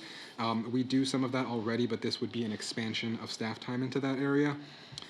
This could be achieved in partnership with several of our partners, including Startup 425, Bellevue College, and others like One Redmond. Strategy number 3 will be a recurring recommendation throughout tonight's discussion, and would see the city look at ways to encourage the preservation of existing spaces and the creation of new spaces that are suitable for small business. This would likely be done on a neighborhood-by-neighborhood approach during our rezoning processes and not as a holistic part of the ED plan. Implementation could take many forms in how we would encourage that preservation and new creation. Everything from encouraging the adaptive reuse of warehouse space in Belred to encouraging the preservation of small office spaces along 8th Street, potentially, and everything in between. This work helps preserve space for smaller firms, and also for those that are providing family wage jobs and middle-income jobs in the city. And with that, those are our 2 topic areas. We'd like to pause for questions and comments. Okay, well, let's start with Councilmember Barksdale. Do you have any, unless you guys want to just raise your hands, does everybody have a comment at this point, or is there just some specific, do you have something specific you wanted to add? Not really, just I'm excited. I mean, I like what I've heard so far, so. Thank Okay, I'll go with, I'll give you a chance to speak at the end, and then I'll give you. Yeah, I'm in my mind, flipping handstands because of the small business strategy. I think it's, or what do you call them? Flips. Cartwheels, because I think this is so great. But I think that I want to make sure that when you're talking about the variety of businesses and such, that we're including not just the business to business, but the personal services for people of all ages. Because one of the things, in addition to those, car repair, sewing machine repair businesses that are in the less expensive office and retail space, there's also a lot of those old warehouses have been converted to youth activities. And when those go away, there will be no place for our kids to take dance, do gymnastics, do the badminton, classes, et cetera, karate. And so we want those kind of businesses, which maybe aren't the most profitable for people to lease to. I think it's really critical that we don't lose that, because then we'll have people driving driving far away to take their kids to, Little League or whatever. So the business to business and personal services for people of all ages, I would want to make sure that we have that thought somewhere in there. But otherwise, rock on, it's great. Thank you. Councilmember Zahn. Yeah, I'm excited about this as well. One of the things I was curious about is when we think about preservation of spaces and then also the micro spaces, because maybe they can't afford the traditional certain square footage, the micro. I actually am wondering, do we also look at city-owned spaces? I don't know if we've ever considered, like in our community centers, having a little, food truck stand or some concessions that, can sell local crafts that are made by our community. So does it fit in one of these two strategies related to that, or is that further down? Because I guess my question is really a lot of the spaces are not city-owned, right? You think about them as the retail spaces are on the lower floor of taller buildings and whatnot. But I do wonder about city-owned facilities where some of these businesses could be in a small part of that. And is that something that was looked at here as well? So that particular solution was not something that we had looked at in these strategies, but it is something that we can analyze before we come back to the council in March. Yeah. Well, it seems to me that we should be pursuing all potential viable strategies, and the city does own a number of different facilities. Thank you. Councilmember Stokes. Yeah, this is one of these presentations, and the whole it's so much here, and I guess I think we're all having by the questions we're asking, because my first thing is looking at this is going to want to have a conversation with you. So what do you mean by these things? What are you doing? What are the specifics? And we could spend a long time. In fact, it might be helpful sometime to have a little charrette ourselves, in the sense of, if you want to get some feedback on these, like, and Councilmember Zahn's is a good example. I could think of about 10 of those I could ask you about tonight. And I think that's what I guess the struggle is. I want to know what you mean by all these words, but I assume that you're talking about the overall policy and what you're going to be doing. And I'm anxious to get to the parts and some of these others. When you say work with partner organizations, be more active, what do you mean by that? But that's not what, this would take us a good week to talk about that.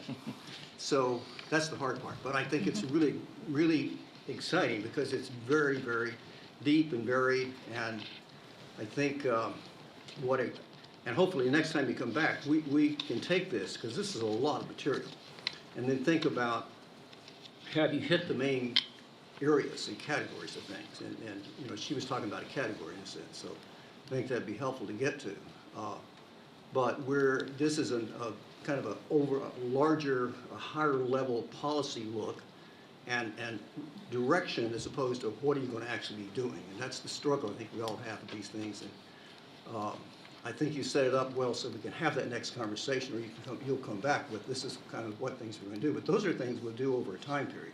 Correct. Yeah, Correct. So that'll always be open if people have, and people from, if BDA has some ideas about these things too, we'll bring those forward. So yes. I think it's amazing, and I really like the focus on these two pieces, and I am really looking forward to getting to talking about how do we do these things. It's exciting to have talking about small businesses and continuing companies and this type of things. At the same time, we're talking about leaping over tall buildings. So I think that's very good. I like the approach. Thank you. Thank you, Councilmember. If you do want to send us those 10 items, we can take a look at those. Do you want to say something? Yeah, that's good. Okay, Deputy Mayor Newhouse. Thank you. Yeah, just to dovetail on Councilmember Stokes' comments, first of all, great stuff so far. And I really enjoy these higher level objectives and strategies. And I do hope we get into some of those more specifics a little bit later, because for me, it leads me to one of our objectives here, and certainly not expecting you to answer all this tonight, but for all these categories, as it relates to our plan objectives about making the plan easier to update. So what I would really like to see here too is, for each one of these categories, how are we tracking success? What does that look like? And how and when are we going to know when we need to pivot? So what analytics are we tracking to make sure that when we do need to update the plan, that we can update the plan? Because again, for the objectives there, we want to have a plan that's going to be much more fluid. I think that's really important. So I look forward to hearing more about that later. Thank you. So I love this so far. We're only halfway through. My two comments are with the workforce development.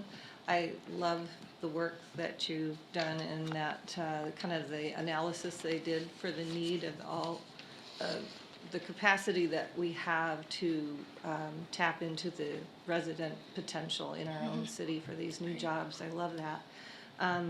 I would like to see the city act more as a convener for this to provide the information to the residents that there are classes out there and opportunities for them to upgrade their skills, to foster partnerships with the educators and the tech companies, and to encourage local apprenticeships, because I think that's a big part of it. And I think the city, I don't think those things happen on their own, so I think the city can have a role in that.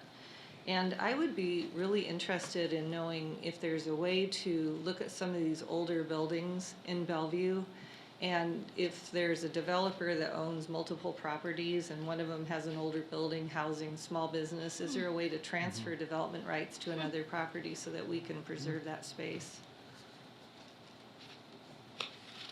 That was my last comment, so Councilmember Lee. Thank you. Under capacity building, page 9, you said delivering visionary projects and next level services. But what do you mean by visionary projects and next level services? You mentioned require growth into area outside the Seattle or the city's expertise. Can you give an example of what you're thinking about? So I think with the visionary projects, the big concepts are like things like the Grand Connection, the potential for a lit park over Highway 405, over I-405. Those are the large infrastructure types of projects that would require some capacity building and public-private partnership. In terms of services, it could be everything from supporting more workforce development, which is an expertise that the city staff does not currently have in-house, to doing things like additional activations and programming in public parks and streets, festivals and events and those types of things, again, which the city may not have the strongest expertise in at this time. Do you want to go on with your presentation? All right, let's Okay, do it. Okay. All right, so leading into workforce. So Bellevue is home to many well-educated residents, incredible K-12 schools, and our successful post-secondary educational institutions, Bellevue College and GIX. We know that employers in Bellevue also draw from a large regional labor pool. However, despite this abundant labor pool, many employers struggle to find and retain skilled workers, and there's opportunity to retrain and upskill Bellevue residents for in-demand positions. So to continue being a location of choice for both employers and residents, Bellevue should continue cultivating new education options for a variety of backgrounds and demographics. The untapped and underutilized human potential in Bellevue is significant. So accordingly, recommendations 1 and 2 would focus on expanding access and ensuring that offerings match the needs of employers and residents. So there would be a large role for the city in being a convener and facilitator of those discussions. There are some populations that are not being served or are underserved in the current environment, like trailing spouses and parents returning to the workforce, which are areas we believe we can add some additional capacity for. A more balanced mix between things like boot camps, continuing education programs, and also expanded four-year options will serve the city very well over the long term so that we have a robust pipeline at multiple levels. It is important to note that although the region has many assets to be proud of, including Bellevue College and the UW, there are still some gaps in the local market at all levels. Most notably, the consultants saw that the region has the absence of a second research university. So the third strategy here is really focused. Oh, wait, sorry. I mixed up my notes. But there is a lack of a second research university in the region. So when we look at our benchmark regions across the country, many of them have 2, 3, 4, 5 research universities. And while UW is an excellent research university and very well regarded across the world, it is still only one for the region. So they do recommend looking at ways that we can expand our access to additional research institutions here in Bellevue. And that could be a variety of opportunities. The third strategy in workforce is a bit of a hybrid between workforce and transportation, and that is, again, because of our situation as a regional employment center. So again, as council saw on January 27th, because 90% of our workers travel in from outside the city, expanding mobility options is very important for the long-term economic viability of the city. So there is some additional work that could be done with our major employers to understand major commute origins and destinations and improving service to those centers. Jumping into retail. Retail serves an important role in Bellevue's economy as a placemaking element, an entry point for workers, and a generator of sales tax revenue. But like other small businesses, affordability, availability of space, and workforce are the top concerns for retailers and restaurants in Bellevue, and those are especially true for the non-chain, locally owned establishments. We learned that there's a distinct need for greater organization among local retailers and restaurants to help share resources and build their capacity and advocate for their needs and promote their business. This will be especially true as the nature of retail continues to change. So the four strategies for retail are very district-based and would require some new resources to implement. The action plans that are recommended in strategy number 1 would look at things like leakage analysis and space availability to understand what additional retail opportunities exist within the city and what additional services might be needed by local residents and workers. They would also foster unique district identities, increase visibility for local establishments, and meet the needs of, again, our residents, employees, and visitors. As noted in strategy number, as noted in small business, strategy number 2 is a continuation of the recommendation to preserve existing spaces and develop new ones that are suitable for local independent retail. And would see the city look at new ways to do that. So we can produce more spaces that are appropriate for independent retail, food and beverage, and neighborhood services. For number 4, we also do recommend looking at taking a dedicated effort and a deeper dive into auto sales because they do make up 40% of the city's retail sales tax, so they are a significant revenue generator for the city. That would require a significantly deeper dive than we were able to achieve with this particular project. So that would be a separate study and analysis and recommendation down the line. Those are 2 more focus areas, retail and workforce. We will pause again if the council has questions or comments at this point. Councilmember Stokes. Yeah, 2 areas, things to talk about on workforce. One of the things interesting, well, go to the second one while we're on retail strategies, number 4. That is very interesting, and I'm glad you're looking at this because when there was some pushback on the Bell Red whole concept because it was like, we're freaked out. Where are we going to go to get our cars fixed? I mean, if you build all the Spring District and all that. I mean, that's a real issue, though. I'm just driving down Main Street yesterday, and, you know, that whole block on there is gone on Main Street and on 106th. And there was a lube place there. There was, you know, all kinds of the kind of mom and pop type or things that people go to for different needs. And those are disappearing. And we aren't having a lot of success with, in new buildings, having those kind of things go in there. So I think that's really a great thing to be looking at. The other thing I had to look at is, which I think is fascinating, is the workforce strategies.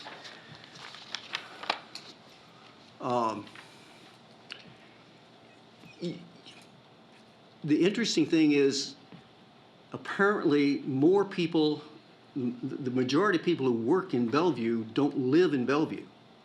So we're not talking, this sounds kind of like we're working on our local people, and that's important, but we're talking about a regional economy and interactivity there. People don't, they just cross these lines. They go where they need work, or they go where they can find a house to live. And we're working within a framework. And I think that's a big challenge. It's also, I think, a big opportunity, but I think that's something to keep in mind, is this is not just Bellevue in this little bubble that we're working on. It's Bellevue in the context of being the number 2 to the big kahuna and in the state. I mean, and also being a leader, but also attracting people. And that interaction is complicated, very complicated. And the third one is, I really like, you're talking about programs that are, I guess, going back to some of the other things on it, but how do you encourage the types of businesses that attract people to come and live here and work here? I mean, people want to have more amenities. Bellevue is still behind on that. We're gaining on that, but how do we encourage that as a way to attract people to come and work here? And I think with more people coming in with Amazon and all, they're going to be looking around and saying, okay, so where are all the cool places we can go to after work and that kind of thing. So that's something to look at. So a lot of exciting things to look at, but I just want to kind of broaden your outlook and what you're looking at, because it's a very complex big picture, which is just one hell of a lot of exciting thing to work on. But it's a challenge. Yes. Councilmember Robertson. Thanks. I'm really impressed with how well the strategy recommendations really capture, I think, what we need to do in the path forward. So thank you for that. On the workforce strategies, I see a lot of, first of all, I think the transportation and transit is critical, because we have so many people that do commute in. Light rail will hopefully help with that, but we need to have a lot of the BRT routes that will plan will also hopefully help with that. The one thing I didn't see here, which is we want to create ways for potential employees to be able to fill the jobs, whether it's the training or onboarding maybe mothers or fathers who've been home with kids, maybe onboarding people who've been retired for a time, and because a lot of those people have a lot of value that they can add. And in the economy as tight as it is, we need everyone to be able to fill these open positions. I didn't see the link between wanting to make sure that the jobs that we're creating, though, are really good ones that can help people afford to live in the region. And that's something we talked about before. There's going to be jobs that are starter jobs for people that high school kids or, whatever can do, or, young adults that are just starting out.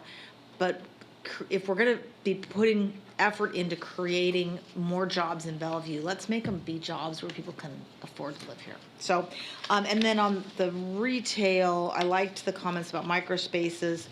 And yeah, the auto retention services and auto dealership, I didn't know until I was on the council how critical of a component that is to the financing strategy that helps us provide all these great services to the people of this city. So I think it's really important to keep our eye on things that are working and keep going. But otherwise, so far so good, really well done.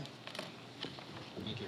I will just say with the, I'm surprised you don't see the Global Innovation Exchange as a research area. They have that huge database on global development innovations, and I believe they do research there, so it may not be as much research as maybe the UW does, but I feel like we're not giving it as much credit as it deserves.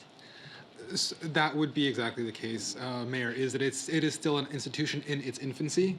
And so while it does have large potential, we're not sure where that will go. So it would be supporting GIX in expanding their research capabilities, expanding their cohorts, and potentially in the future, maybe even encouraging GIX to expand downwards and offering bachelor's degrees. But we do see GIX as a key resource, but just one in its infancy. Because they offer master's degrees right now. Correct. Right, okay, I got you. Thank you. Councilmember Zahn. Yeah, thank you. Always more and more great strategies that really get to the heart of some of the concerns that we have. Related to the workforce strategies, I was struck about why GIX wouldn't be viewed as this. And in addition to that, I'm kind of wondering if, when you think about research universities, can it not be more satellite locations? So perhaps GIX or Bellevue College or, Lake Washington. I mean, that instead of having a whole separate, another research university like a UW, we could see certain pieces of research being a satellite that then is still tied to, what might that look like if Bellevue College decided they wanted to have a relationship with UW Seattle or UW Bothell to do something with research. And then I was just thinking about the career pathway and the return to work components of this. I heard a number of years ago that the younger generation really thinks about where they want to live first, and then they look for work in the place where they want to live. Different than, when I was first graduated, you kind of look for a job, and then and hopefully the job is in a place you want to live. So I say that because if that's really indeed, the mindset of the entering workforce, then it's so much more important to think about what are those elements that people like about Bellevue so that they're going to actually want to look at us as a place they want it to be. And then the work is actually also here that fits their skill sets. So that was one of the things I thought about. And then on the retail part, I guess I'm kind of wondering about, these important services that make a city vibrant as well. Do we also have one of the strategies looking at co-ops, co-work spaces, community kitchens, right? Kind of that shared back of house so that the actual cost to have a retail is a lot less because there's an opportunity to share some of the common type of services. And do you envision that as being part of the strategies that's in this place or maybe one of the others? That's an insightful question, Councilmember Zahn. I do believe things like shared spaces, co-work spaces, co-ops, et cetera, would likely fall under strategy number 2, which would be encouraging new spaces. So it could be, again, an adaptive reuse of a warehouse that perhaps becomes a commercial kitchen. But yes, that could nest under more number food 2. halls, just the whole idea that instead of, retail or restaurants having to have their own kitchen and their own seating area, that there's this concept where you can have lower first cost by having more shared spaces. I think it's important. Thank you. Okay, Councilmember Lee. Thank you. You're not done yet, but I'm going to chime in because of some of the questions being asked specific to education. So far, what you've done is great. I think the consultant has been working with you. It's come up with a lot of great ideas and great things that we actually can, like you mentioned, more visionary stuff, and which is not something we have always been just doing. I think it's a difference between we want to do something better than what we're already doing.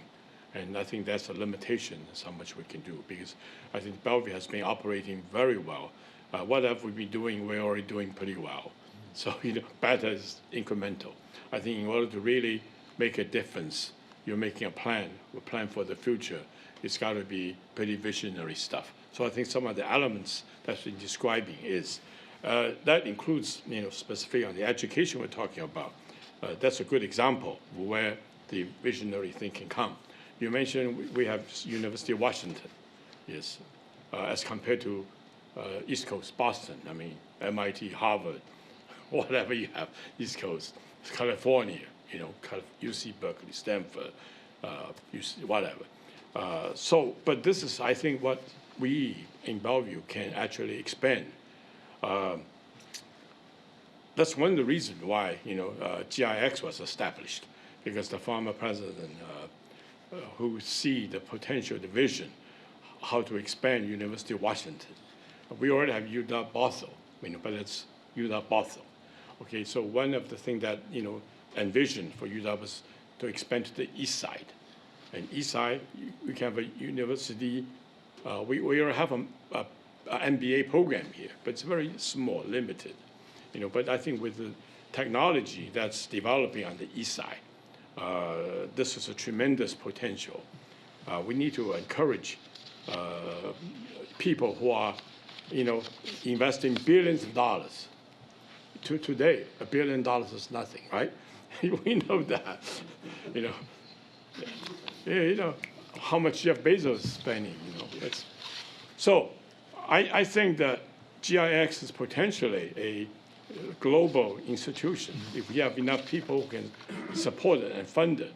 And I like also the approach you've been talking about. A lot of us mentioned you have emphasized partnership. So it's not the city's expertise, but it's go outside what we can do. The city's limited, and we don't have what the money there is, but private sector has the money. So I think if we use find the resources, find the right partner, we can develop a institution that can be as much as another Harvard, another Stanford, another MIT. That's what we need to attract the talents to come, and then the talents to stay here. Because when they are trained, that's what we're talking about. How do we develop the workforce?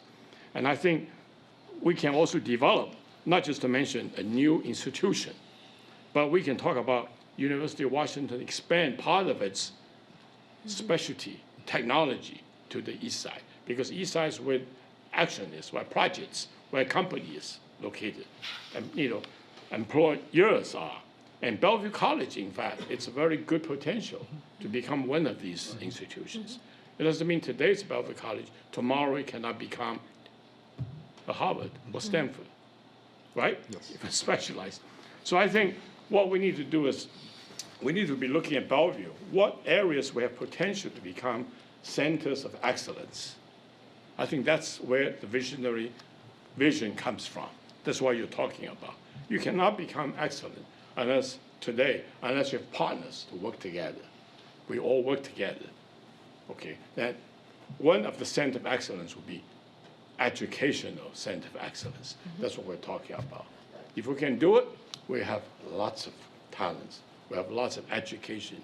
We can develop our own workforce. We can attract other companies to come here. We can help our small business to grow through the future Bellevue College, whatever you name it. We can name it Newman House University. That's an excellent answer. But anyway, so that's the point I'm going to make. Okay, so I moving think this on. is a great beginning, great project.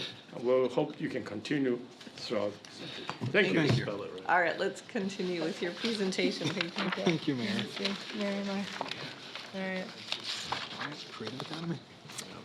Yes, you may. Thank you. Council- Thank you, Mayor. Deputy I just Mayor had two quick Newhouse. comments Of course. before we move Just on. offer how much money is going to endow. That's right. Yes, that's right. No, first on the workforce strategies, are these weighted, the recommendations here? I just feel like number 3 should be number 1, the transportation and the public transit, just because of our growth, but maybe they're not, but. These are not currently weighted. Okay. It's part of okay. tonight's discussion. Yeah. Okay, great. And then just kudos on recognizing the importance of our car dealerships in the city, and especially those that have been displaced due to light rail coming in or other places or other reasons why they might be displaced temporarily or permanently, we don't know, but they are very important to our revenue source of the city. So making sure that they stay here, that Otter Road has become a thing of the past, that we maintain those good relationships with them and keep them here in the city is really important. So thank you. Okay, thanks. Okay. creative economy. So as we shared in January, Bellevue's creative economy can be separated into two subsectors, the digital creative economy and the traditional creative economy. The city's digital creative economy includes many successful global gaming companies, and there's opportunity to highlight this sector through various strategies. And the traditional creative, which captures artists, studios, performance space, is less concentrated. And many of the individuals and organizations in the traditional sector face significant challenges affording space, and there's also apparent need for increased organizational capacity and promotion of these businesses. So the recommendations, the recommended strategies for the creative economy are multi-pronged. This is probably the most diverse set within the strategies. The implementation tactics could focus on our niche within the digital arts to marry together the traditional sector where we do have some gaps and the area where we do have a very strong commanding position, which is in the digital side of the arts world. And that we could tie them together much more closely to create a destination and a brand for Bellevue in that way.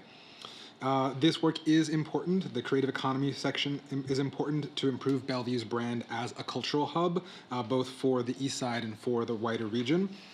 These strategies would require more staff time in convening the arts community and the relevant partners to help support the retention of this sector, the growth in the digital side, and hopefully the creation of the recommended festivals and events in strategy number two.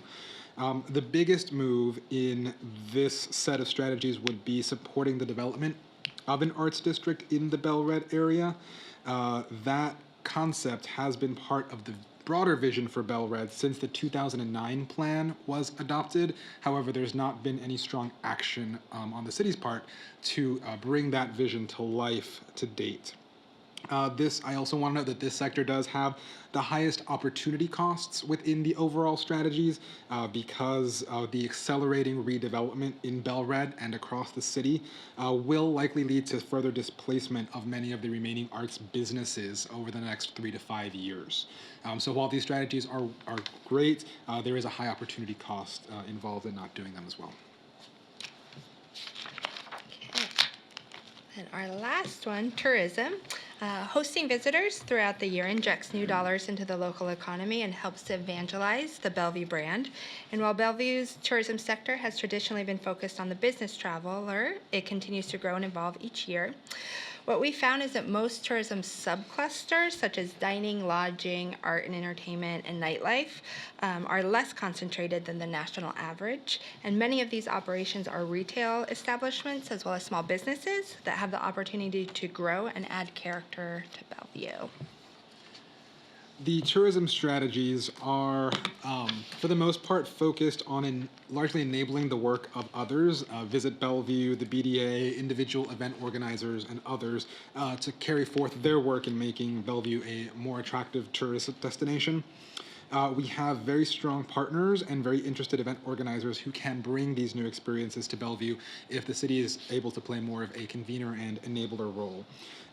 Through things like catalyst funding for new events, sponsorship opportunities for new event organizers, and critically, easier event regulations.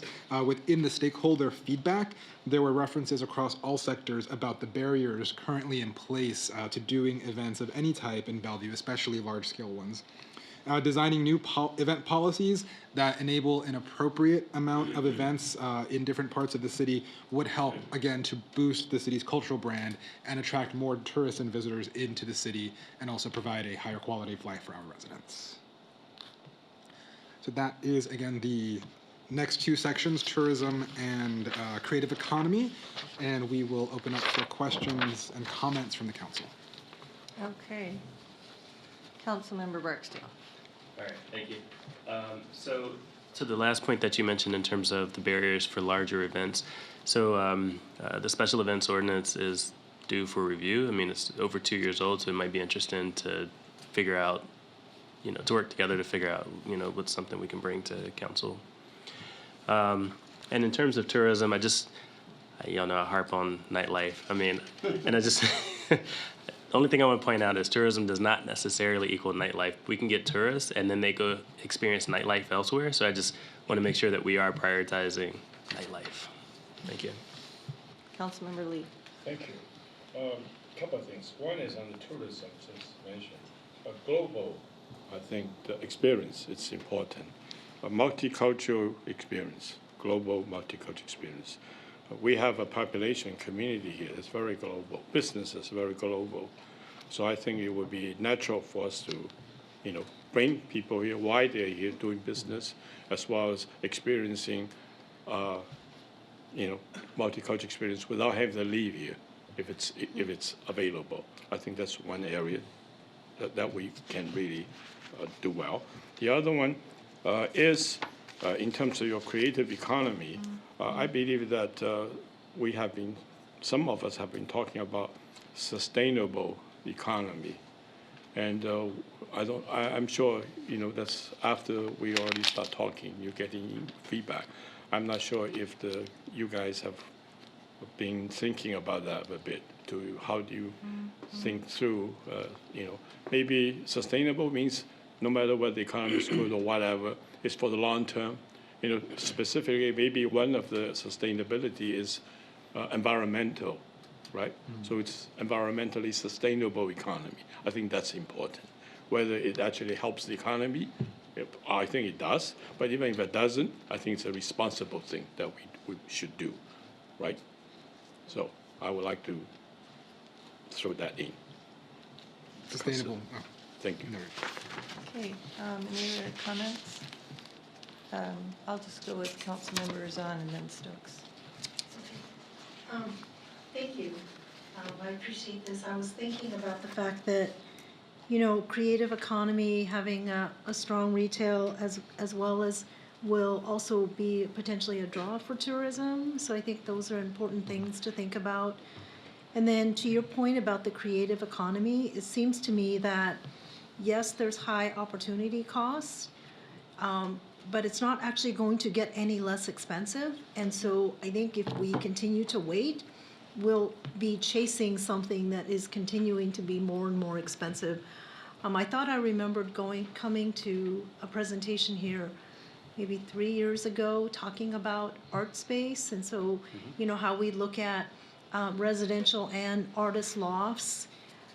So I think that is an area that we can look at from the standpoint of creating that market on the east side where people can create within the space that they live as a studio. Maybe there are spaces where on the lower floor they can actually be able to exhibit some of their artwork or partner with coffee shops. I mean, there's the one coffee shop downtown where I know I've seen artwork on the walls. So lots of places where you can do that display. So it just seems to me that there's some untapped areas around the creative economy that we haven't really taken advantage of. And so I was also thinking, number 3 says align city policy and codes to encourage retention. What I'm actually wondering then is, do we see art spaces as one of the amenities when developers come and build buildings? Do they get something if they create some kind of art space? And so I guess that's another area that I was thinking about. And then lastly, the barriers to enable the larger events. So I started thinking, is that only the large events? So small pop-ups are still really vibrant and able to be done very quickly. How would we do more of that?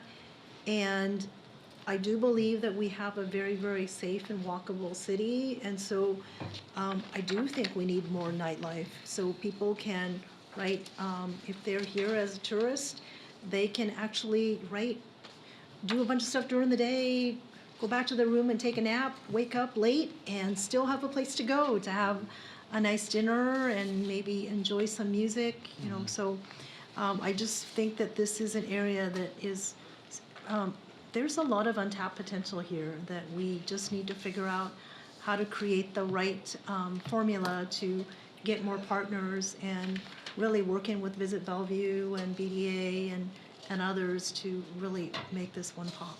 So thank you. Councilmember Stokes. Yeah, one really big kind of policy type thing that we want to make sure we correct here. On number 4, there's no dash between Bell and Red. I think we agreed on that back, way back when. Council decision on that one, kind of keep that in there. We agreed on no dash. We agreed, no dash. Okay, getting the big policy thing out of the way. Wow. All right. Apologies. I'm glad we clarified that. Yeah. This is, I have mixed feelings about this because I was so excited when when Josh, was pushing and talking about the concept, and we got this creative economy. I've been, went to events in Bell Red, even before the dash was taken out. We talked about doing things there, and then we knew that things were going to develop, and this was during the Depression or recession, and things were cheap there, but we knew that something's going to happen. And we've talked about this, and we have these policies, and we think about it, and I don't know, it's frustrating because this is one we don't seem to do to get going, and I'm not quite sure what. With BDA, we've gone to different places, and they're very excited because we go to Dallas, we go to Denver, we go to Austin, we go to Minneapolis. One of the things they have different from us is they're huge. And we see all these things going on, and we can't even get a performing arts center done here. We can't really we're having trouble keeping an art museum going. There's something wrong, something messed up that we're not getting on here. And partly is the size. I mean, we have this thing of we're outsized given, it's like that. Years ago, a council member from a little city in Texas came up, we were talking about downtown. He looked at it, he says, well, how many people live here? And I said 134,000 that time. He said, but it's a big city. Well, it looks like it. But maybe thinking more, is the innovation triangle is something we did because we realized we had to go outside our boundaries. We need to work with people. What about some better, more collaborative things? Same thing with the pool. We can't build the type of thing that Councilmember Robertson and I have been talking about by ourselves. Maybe this is an area that there's some really cool things going on in Kirkland and Redmond and other places that we don't have. And why can't, and we lost a lot of galleries. Maybe we need to take another look at the way of doing this, because if we don't have these things here, we're not going to fulfill our potential. And that worries me. This is one area that is lagging behind, and people talk about that. They talk about not having the places to go at night, not having the venues and all those kind of things. So I hope that this will spur us to really focus on this as something going forward. And, we have a lot more people coming in here and all, so that should help. But this is very important. And the creative economy concept has really good statistics to show when it works, it's very productive for the economy. Mm-hmm. So there's a benefit to it, not just nice to be able to go hear, a performance. But so I'm concerned about this, and I'm glad you're really focusing on it. Deputy Mayor Newenhouse? Yeah, I echo those concerns. Sometimes I think, are we biting off more than we can chew on the traditional creative, or are we not doing it right? What do we need to do to change that outlook? Because these are critical things that are important to the city of Bellevue, and if it's not just us, if it's a more regional approach, or is our approach just period not the right approach? I think these are really worth investigating further. On the other hand, I really appreciate the fact that that you put out that Bellevue does have a leading position when it comes to the digital creative. We don't talk about that enough. That's a key leg in the stool of brand Bellevue right there. And we don't talk about that nearly enough. Like it or not, a lot of people, when they describe the city, they come down to 2 or 3 things. What's Bellevue like? And a lot of times it might be great parks, great shopping, and they're going to talk about a great economy as well. But they might not specifically know how great and how diverse our economy is, and then especially how strong our digital creative economy is. So really appreciate you highlighting that, and I would encourage you to look at other ways that we can do that and the other categories that we have here as well, almost as this is our beachhead, this is what we do really well. Here are the things that we need to get better at, such as this creative example, but first highlighting what we excel at and what's here right now, as well as what we need to get better at. So great, another great 2 categories. So I'm going to combine creative economy and cultural tourism into one. And I really like the idea of the arts district, but I think that all the business districts in Bellevue should have an arts district or be an arts district. You should, if you're working or living in a busy area, you should be able to walk out your door and be able to experience good art, whether it's visual or it's a production or music or whatever.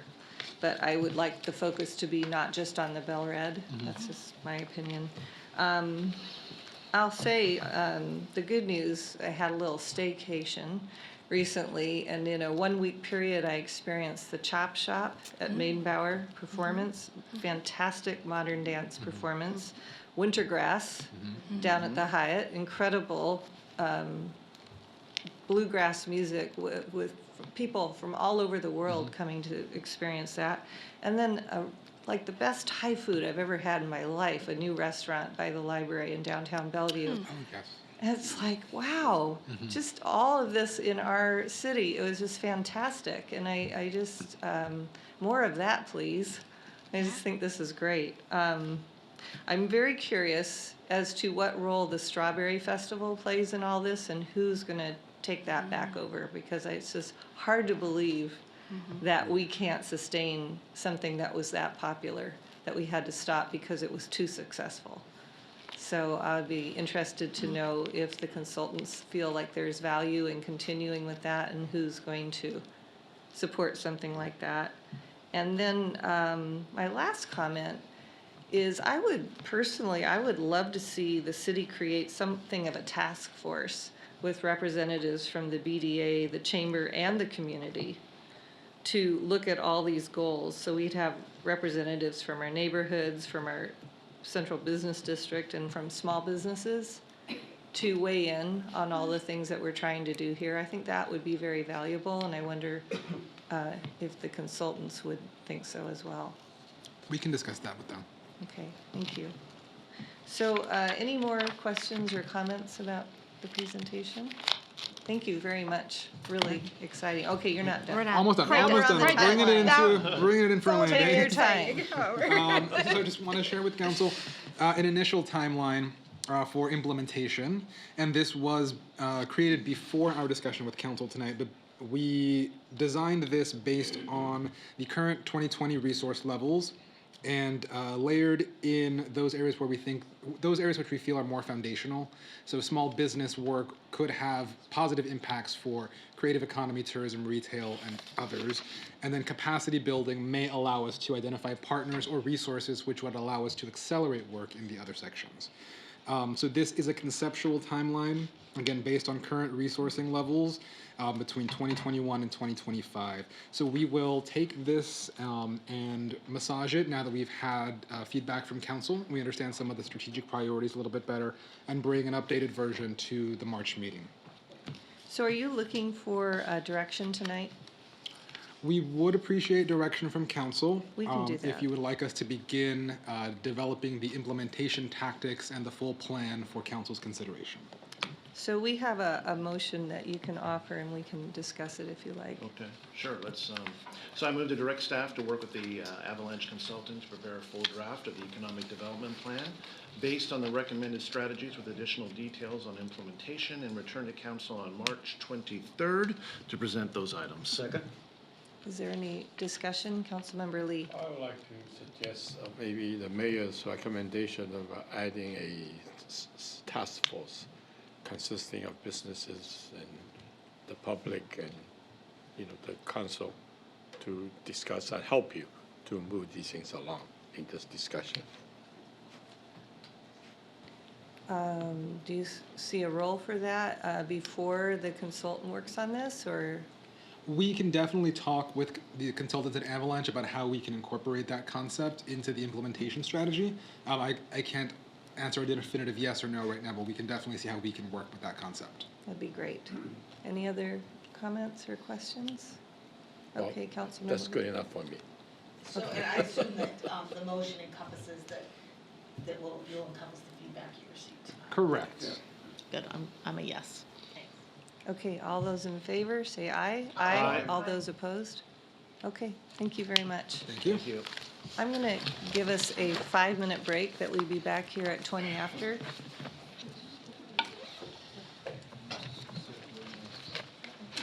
Oh, yes.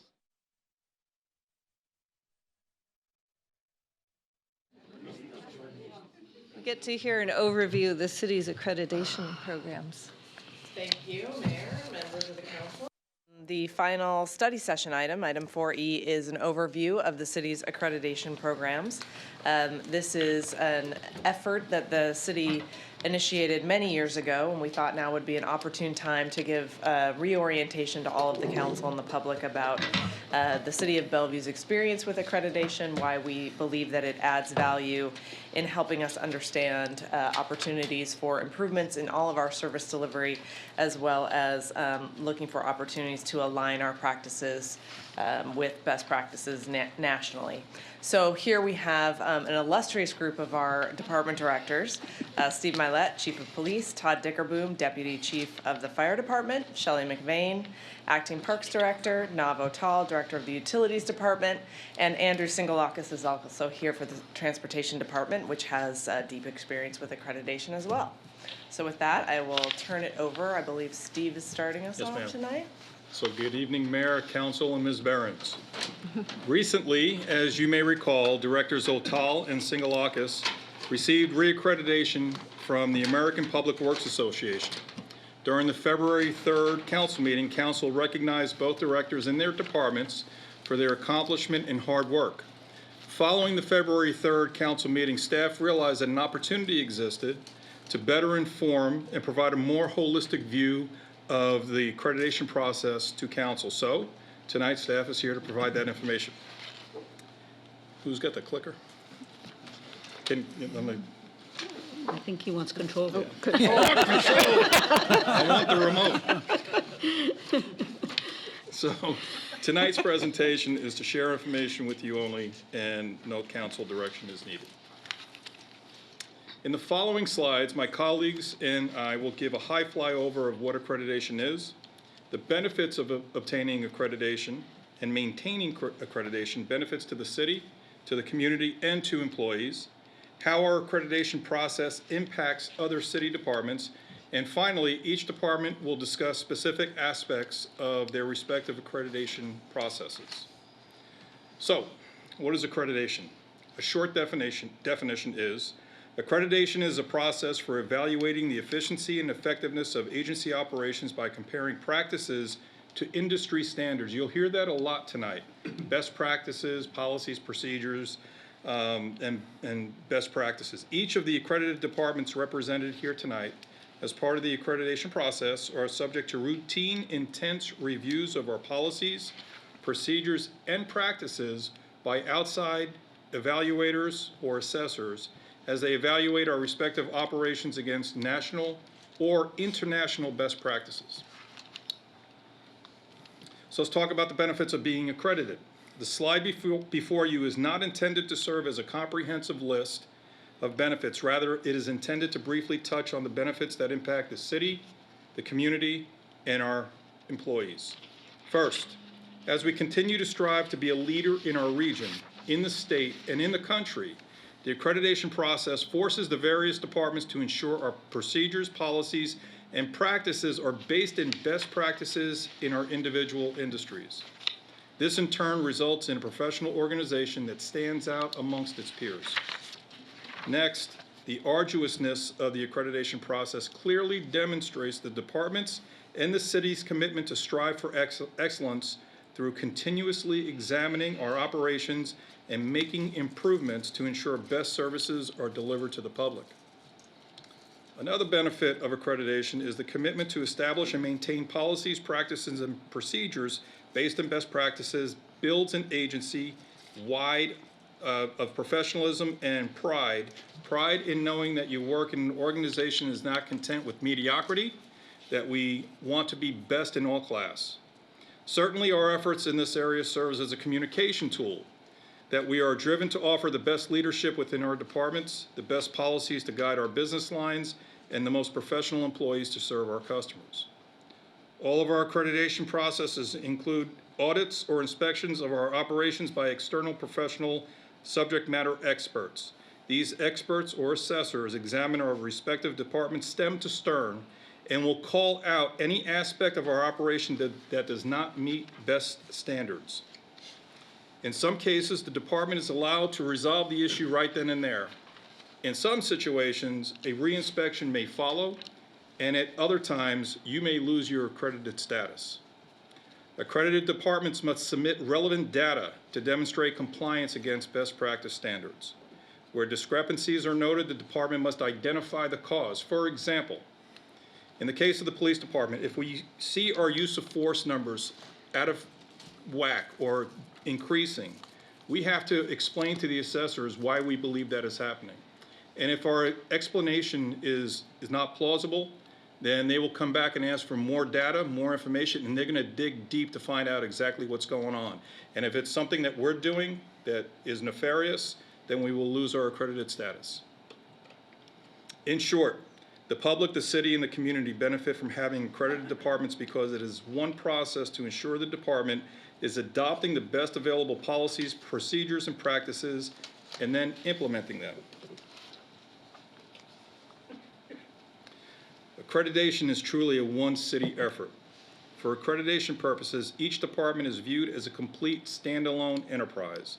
For this reason, all functions that are necessary for each of these departments to conduct their business must be evaluated.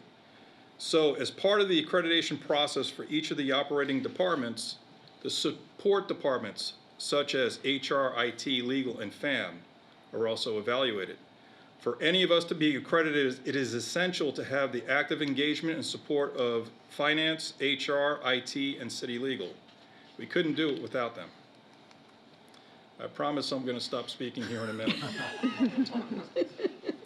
The Commission on Accreditation for Law Enforcement Agencies was created in 1979 as an international credentialing authority through the joint efforts of law enforcement's major executive associations, including the International Association of Chiefs of Police, the National Organization of Black Law Enforcement Executives, the National Sheriff's Association, and the Police Executive Research Forum.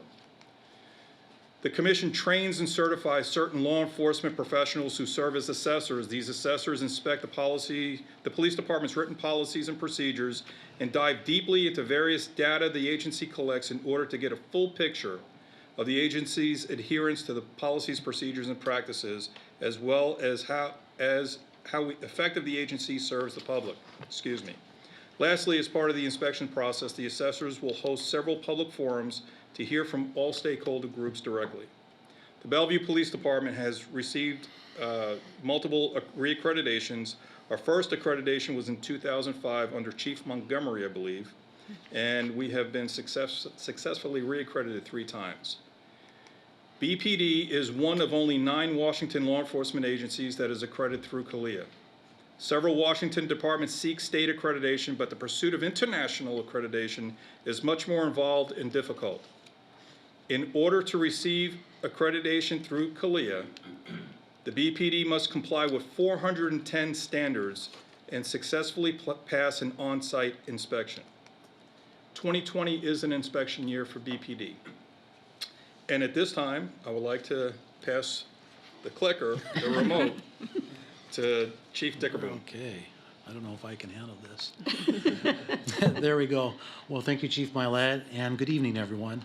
With respect to the fire department, the accreditation model was established by the Commission on Fire Accreditation International and is now administered by the Center for Public Safety Excellence. This model is a well-defined, internationally recognized system which provides the framework by which to measure the quality of fire and emergency services within a community. I can assure you that accreditation is more than a plaque on a wall. It is a rigorous, comprehensive self-assessment and evaluation process that enables an organization like the Bellevue Fire Department to examine and document essentially what we do, how we do it, and why we do it. It also calls for the collection and interpretation of data covering all aspects of performance. Accreditation is intended to be a dynamic process. designed to keep the organization leaning forward, creating a roadmap so we can be better situated to make decisions and embrace future challenges and opportunities. You'll note on the slide that something we're very proud of is we're one of the first agencies to receive accreditation in Washington State. There are more than 400 agencies. I believe we're one of 5 or 6 in the state. Also, another thing we're very proud of is that we've been continuously accredited since 1998. That was under Fire Chief Peter Lucarelli, and actually, we were the 8th department overall to be accredited. Accredited agency status is awarded in a 5-year term. Maintaining accreditation also requires an agency to submit annual compliance reports with an eye towards on how the department is continuously improving during the cycle. So, how significant is accreditation? Out of more than 30,000 fire agencies, both in the United States and Canada, only 270 are accredited. These agency types are career, combination, volunteer, and Department of Defense sites. In fact, it's estimated that only 11% of the U.S. population is protected by an agency that is accredited. So with this in mind, the question is, does the City of Bellevue have any distinct advantage over similar non-accredited urban communities? And I would like to note that a fire chief recently in 2017 from South Carolina identified in an academic study for his PhD that 10-year accredited urban communities like Bellevue had lower rates of fire casualties and deaths, less property loss, and lower insurance rates. I think that's really significant. Now, further down on the slide, in order for self-assessment to be effective, an agency must focus on various elements. These 6 building blocks point an agency in the direction of being community-driven, objective-based, strategic-minded, well-organized, properly equipped, and properly staffed and trained. Now, practically speaking, how does this all tie together to tell an accreditation story? Well, this past weekend, you might be aware, unfortunately, there was a fire at the Elahi Apartments just east of 140th Avenue on the Bell Red Road. Now, following an incident like this, our firefighters just don't give a high five, say it's good, we put out the fire. Instead, we conduct a post-incident analysis. We examine our response time data against established benchmarks. We evaluate if the critical task assignments were appropriate. We want to know if our members followed best practices in extinguishing the fire and conducting a rescue. And maybe more importantly, is there anything to be considered from a community risk reduction perspective? Particularly as the investigation ensues, will there be some sort of public outreach? Is there public education required? Does it impact our fire inspection program and our fire prevention division? And finally, accreditation forces us to be transparent. It gives an honest evaluation of where we stand as an organization, and it allows us to identify gaps and operate from a position of knowledge rather than opinion. So thank you, and Shelley, it's your turn. So Parks and Community Services is accredited through the Commission of Accreditation of Park and Recreation Agencies, or also CAPRA. It is overseen by a commission that has a 15-member board and is comprised of 7 organizations nationally. Achieving accreditation through CAPRA provides for several direct benefits. It demonstrates Bellevue's standing as a national leader in the field of park and recreation. It ensures the safety and well-being of our participants through standardized practices. It assists the department in maintaining organization of policies and procedures and provides for an independent peer review of our business practices and services. Parks was first accredited in 2005, and they get reaccredited every 5 years. And we've been able to renew our accreditation in 2010, 2015, and 2020 is also a reaccreditation for our department.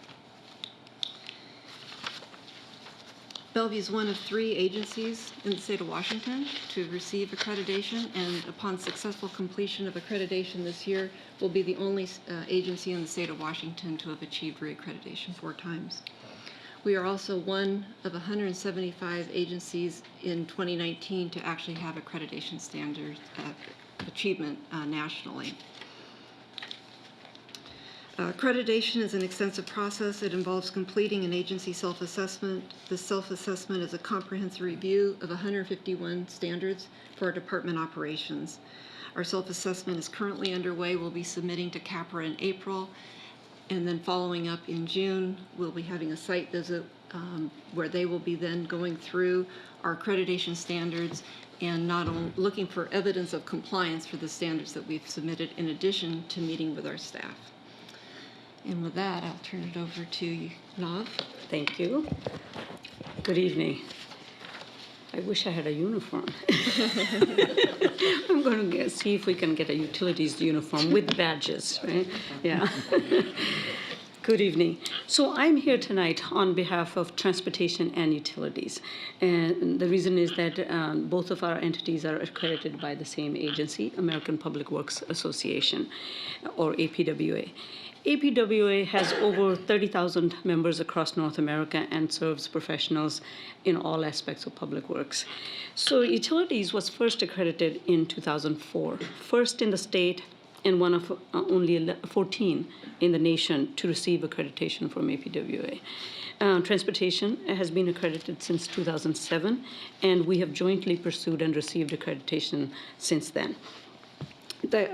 As Shelley mentioned, the accreditation process begins with a self-assessment whereby we evaluate all of our current policies and practices against the latest requirements from APWA, and we identify any problems that need to be, where you might need corrective action. And there are a total of 300. This is just the table of contents of the practices or the standards to follow, and there are a total of 398 practices or standards that the two departments must comply with in order to receive accreditation. So next step after you do your self-assessment is a site visit by a team of industry professionals from APWA. During the site visit, the team will randomly choose roughly 40% of the total practices. So you don't, before they come, you don't know which practices they're going to actually be reviewing in more detail. So you have to be ready to respond to all. And the site visit involves reviewing the documentation you've prepared, as well as interviews with staff who are responsible for those practices. And really the purpose of the site visit is to verify that we are following the documented policies and procedures. So let me give you an example of an area that was evaluated as part of APWA just recently, and that is on emergency management. So accreditation requires that we have a comprehensive multi-hazard emergency plan, but just having a plan isn't enough. We conduct emergency exercises, train our staff in emergency operations, and we coordinate with other emergency agencies such as fire. Accreditation helps to ensure that as an organization, we have policies, procedures, and practices in place, and that we are ready and able to respond to emergencies to meet the needs of our community. So these procedures are used then every time we have a snow event, we have a main break, or we're responding to flooding. It really is, you kind of size up or size down depending on the size of the emergency, but the procedures are really all detailed. And this is Utilities Emergency Management Plan. This one I keep in the car, this one I keep in my office. So this emergency plan, with its multiple event scenarios, was selected by APWA as a model practice for others in our industry to adopt. I promised Andrew that I would mention one transportation practice as well. So the example that APWA requirement for that is from transportation was that they demonstrate how they use traffic calming methods and the documentation used to control or mitigate the negative impacts of vehicular traffic, which is, we know, is a concern for all of our residents. So the Transportation Department submitted a residential traffic guide to address that requirement. And this guidebook is a visual representation of the traffic calming tools utilized by the Neighborhood Traffic Safety Services Program. It was written for the residents so that they can easily understand the advantages, the disadvantages, and the constraints associated with each tool, and presented to them in non-technical terms. It details the wide variety of tools and methods available to address traffic safety in Bellevue. This was also, there's a reason I chose these two. This also was selected by APWA as a best practice for its detail in showing residents what tools are available to them in simple and easy to understand terms. The guidebook now will serve as a model practice for other agencies when they're addressing their traffic calming issues in their jurisdictions. So of the 398, I've highlighted just 2 practices, and you can see that each one benefits us greatly and our residents and our customers. So accreditation, as you've heard, it's a rigorous process. And Bellevue is a part of a very select group of public agencies who measure up against industry best practices and standards. So you might ask, why do it? I mean, it seems like a lot of effort, right? Well, what I can tell you is that the value of this type of review by an external auditor is that the public can rest assured that they will have consistent and reliable delivery of critical services, including public safety, utilities, transportation, parks, just to name a few. So in closing, I'm in charge here. There we go. So, in closing, I just want to reiterate that Bellevue is unique in having all of the city's operational departments accredited. We actually looked to see, each one of us sort of did a survey of who has been accredited, for example, by APWA in the state of Washington. And across the 4, we haven't come across any city in the state that has been accredited by all four agencies. In order to get and stay accredited, we're continually assessing and improving our services and service delivery, which is a direct benefit to our community. And even the city leadership and staff benefit when we know that we have efficient and effective practices. So, most people hear about accreditation when it relates to hospitals and universities and understand the value. Very few people, I think, would want to go to a hospital that is not accredited, right? Well, similarly, accreditation is a hallmark of excellence and an independent assessment that Bellevue is a well-run professional city. There's no requirement that we pursue accreditation. We do it because we want to be and we are the best. That's all I have. Very Andrew, nice. do you want to add anything? I agree with everything she said. And we just celebrated the Transportation Department's accreditation last month, so Yes. very good. Okay, shall we go around and go ahead, Councilmember Zahn? Yeah, wow. I read through all that, and I had actually gotten a briefing when I was heard about parks, and yet I had no idea that we're the only city in the state that has all 4 accredited. And I just All want to 5 say departments. how proud I am, because it takes a lot of I'm going to say courage, right? To lean into the fact that you're getting self-assessment and peer reviewed by the best in class of best practice, and be self-reflective about what we're doing and how we can be better. So thank you. I think that this absolutely is a reflection of the staff and leadership belief that serving our community in the best way we can absolutely matters. And I would actually encourage folks to, because I learned after the parks meeting that the plaques for these is actually out in the little couch area where our values are. And so actually going and taking a look at when we first got accredited, I think it's very, very meaningful, especially the one about the fact that we actually have several of our practices that now are becoming best practice that other cities will get a chance to learn from. So I really, really appreciate just how much work it must be to do this. And my sense is it's not just thanking and appreciating the 4 departments here, it's also all of the support departments that are also evaluated, so that we can be assured that we're actually providing the best service and value to all of the community that lives, works, and plays here. So I'm just, thank you. Thank you very much. Thank you. Keep doing the great work. Deputy Mayor Newenhouse. Thank you, Mayor. Thank you. thank you, and our residents should thank you. And I certainly hope, Brad Hardwood back there, that we're going to promote this vigorously, being the only city that has 5 agencies all accredited.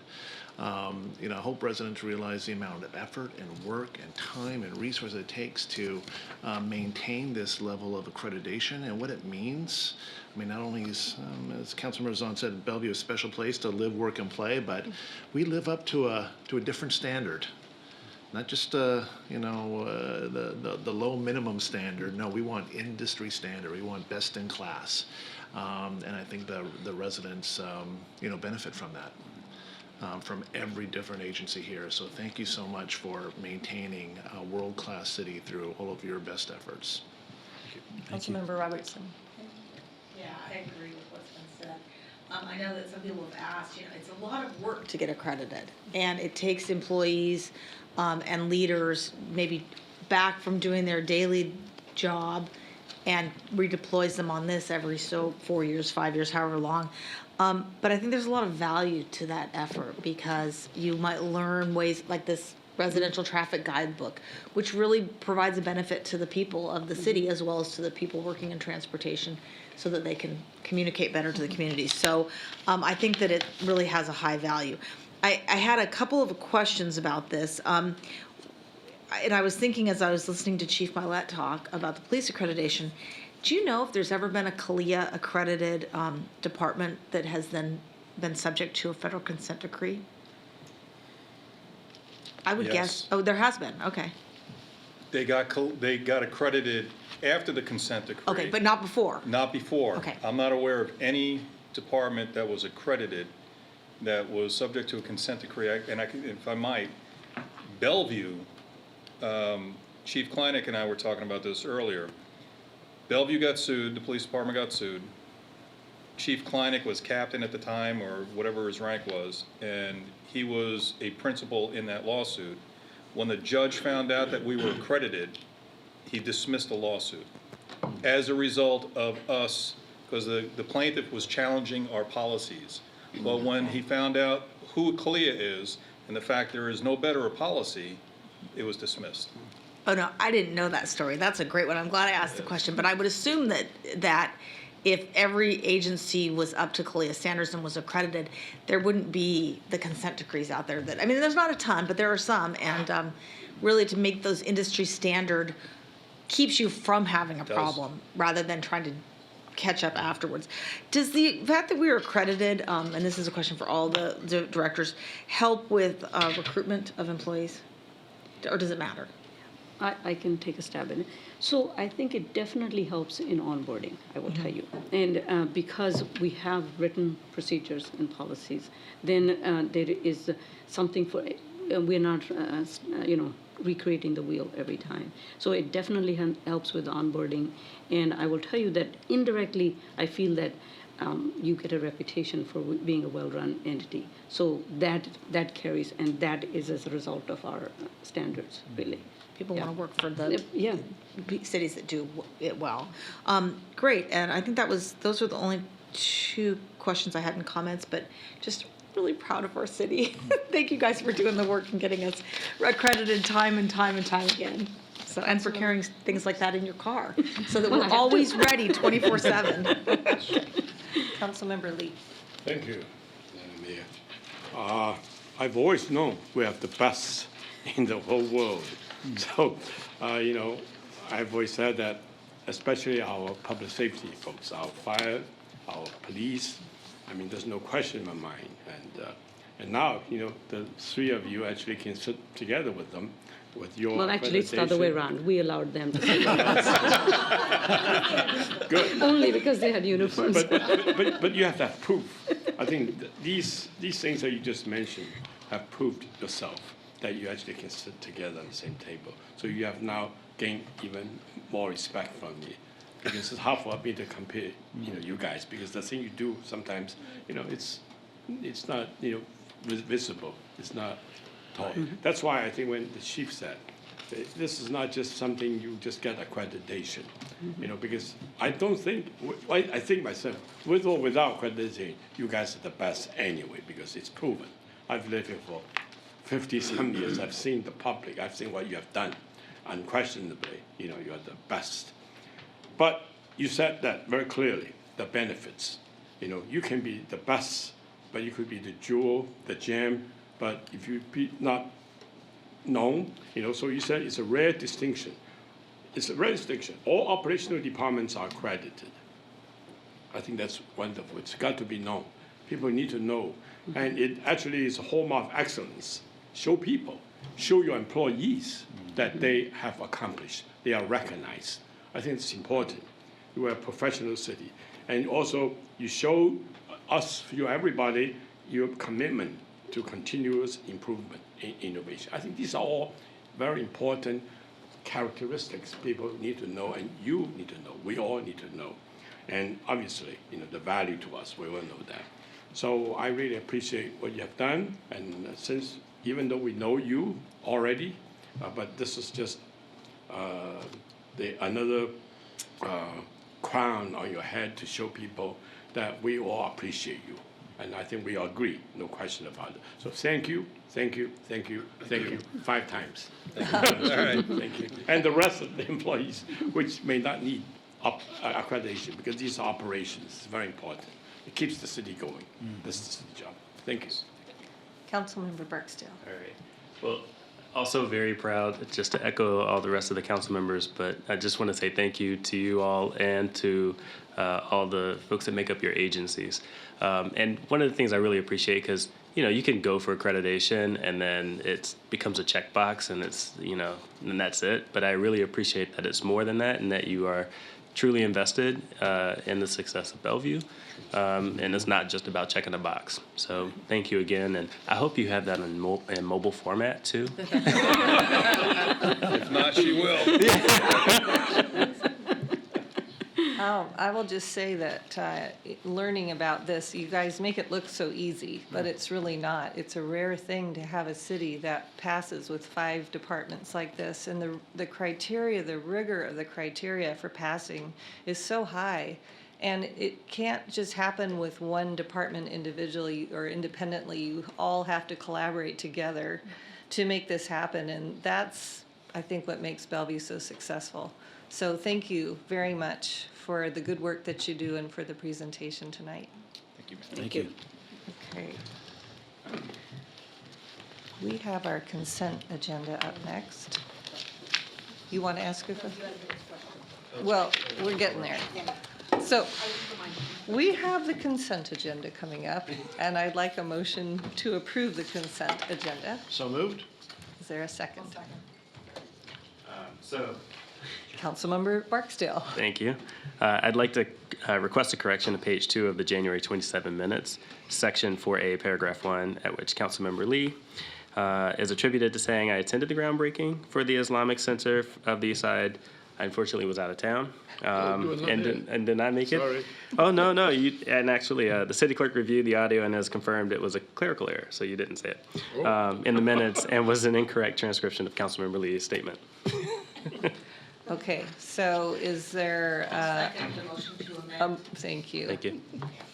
All right, all those in favor, say aye. Aye. All those opposed? Okay, that passes, no more. Consent agenda as amended, right? Pardon? Now we have to vote on the consent agenda as amended. All right, we'll do that. Shall we vote on the consent agenda as amended? I thought you shortcutted that, so that's fine. All those in favor, say aye. Aye. All those opposed? Okay, great. No more discussion, no more any other oral communications? Okay, we're adjourned.